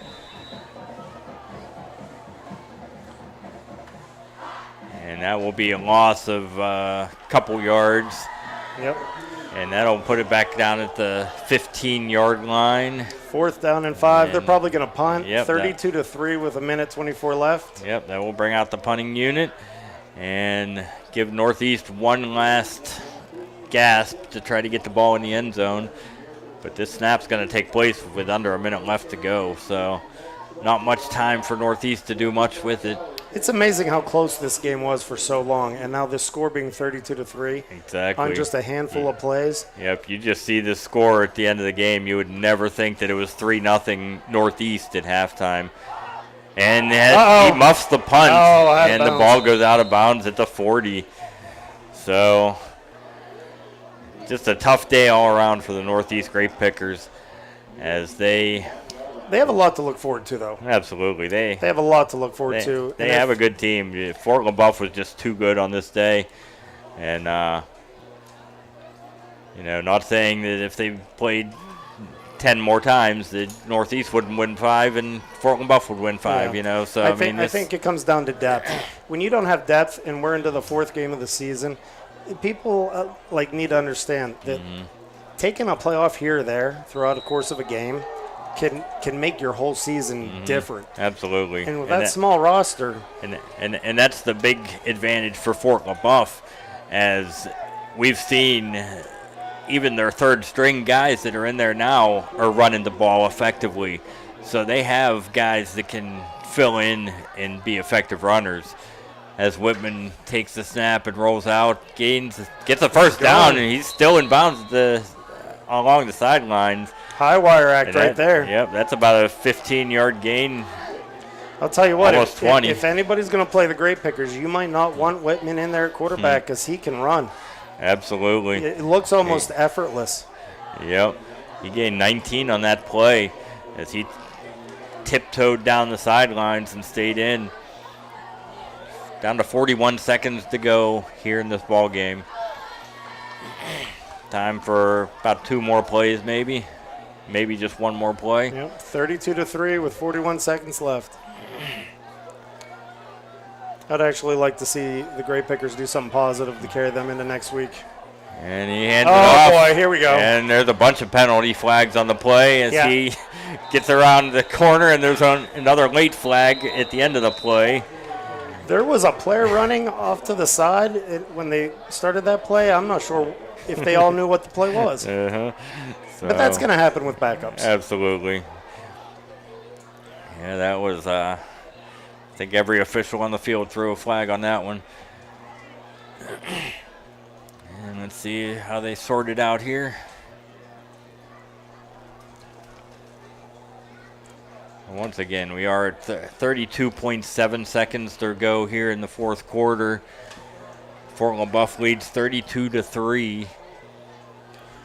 And there is a penalty on Northeast, so that will move them back some.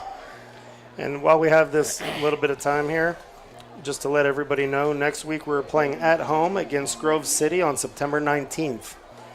And Grove City historically is pretty good. I'm not sure what their record is off the top of my head, but they usually know how to play football, that's for sure, regardless of their record. Absolutely.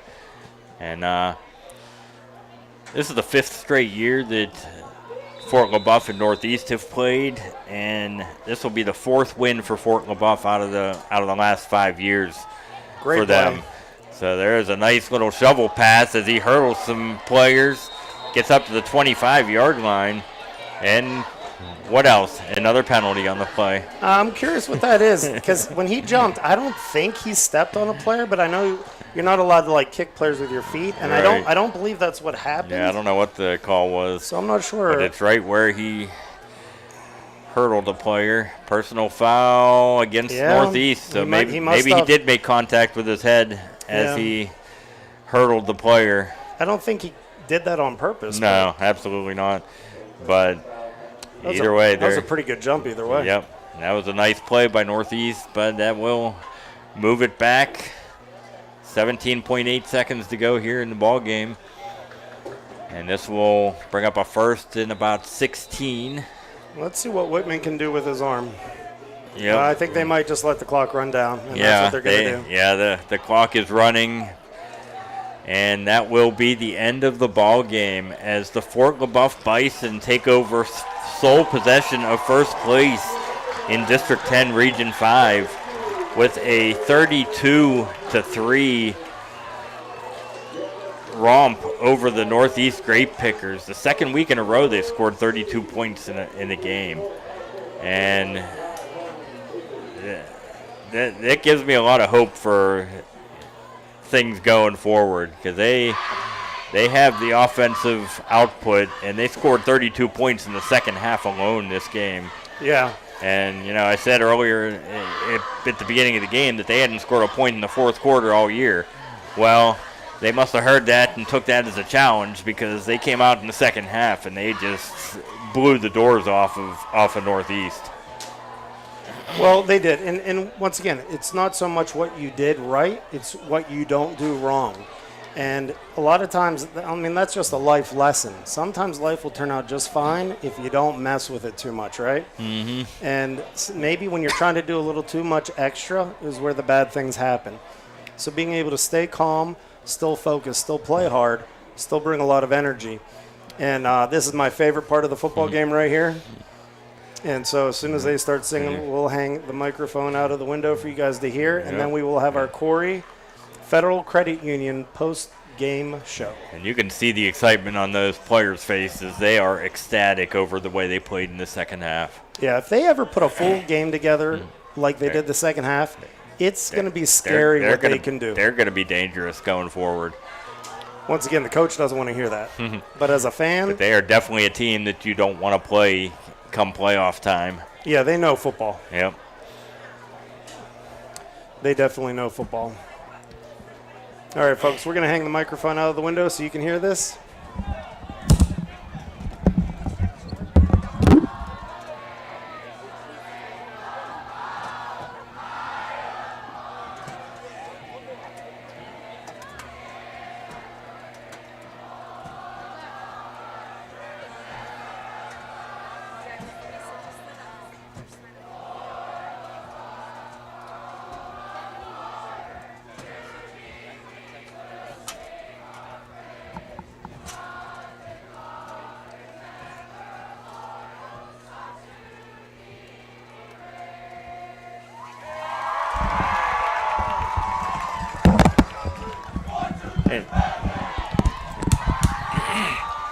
Hey, you know, Ben, I've been around high school football for 40-plus years as a fan, and that's one of the coolest post-game traditions I've seen.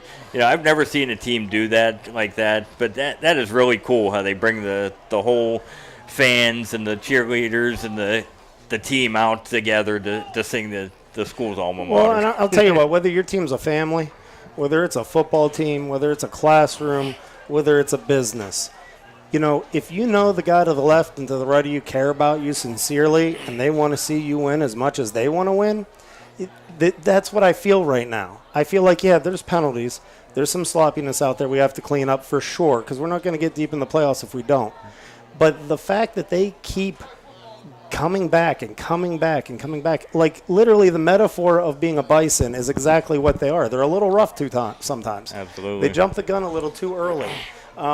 But at the same time, when they're laser beam focused, they're going to get the job done.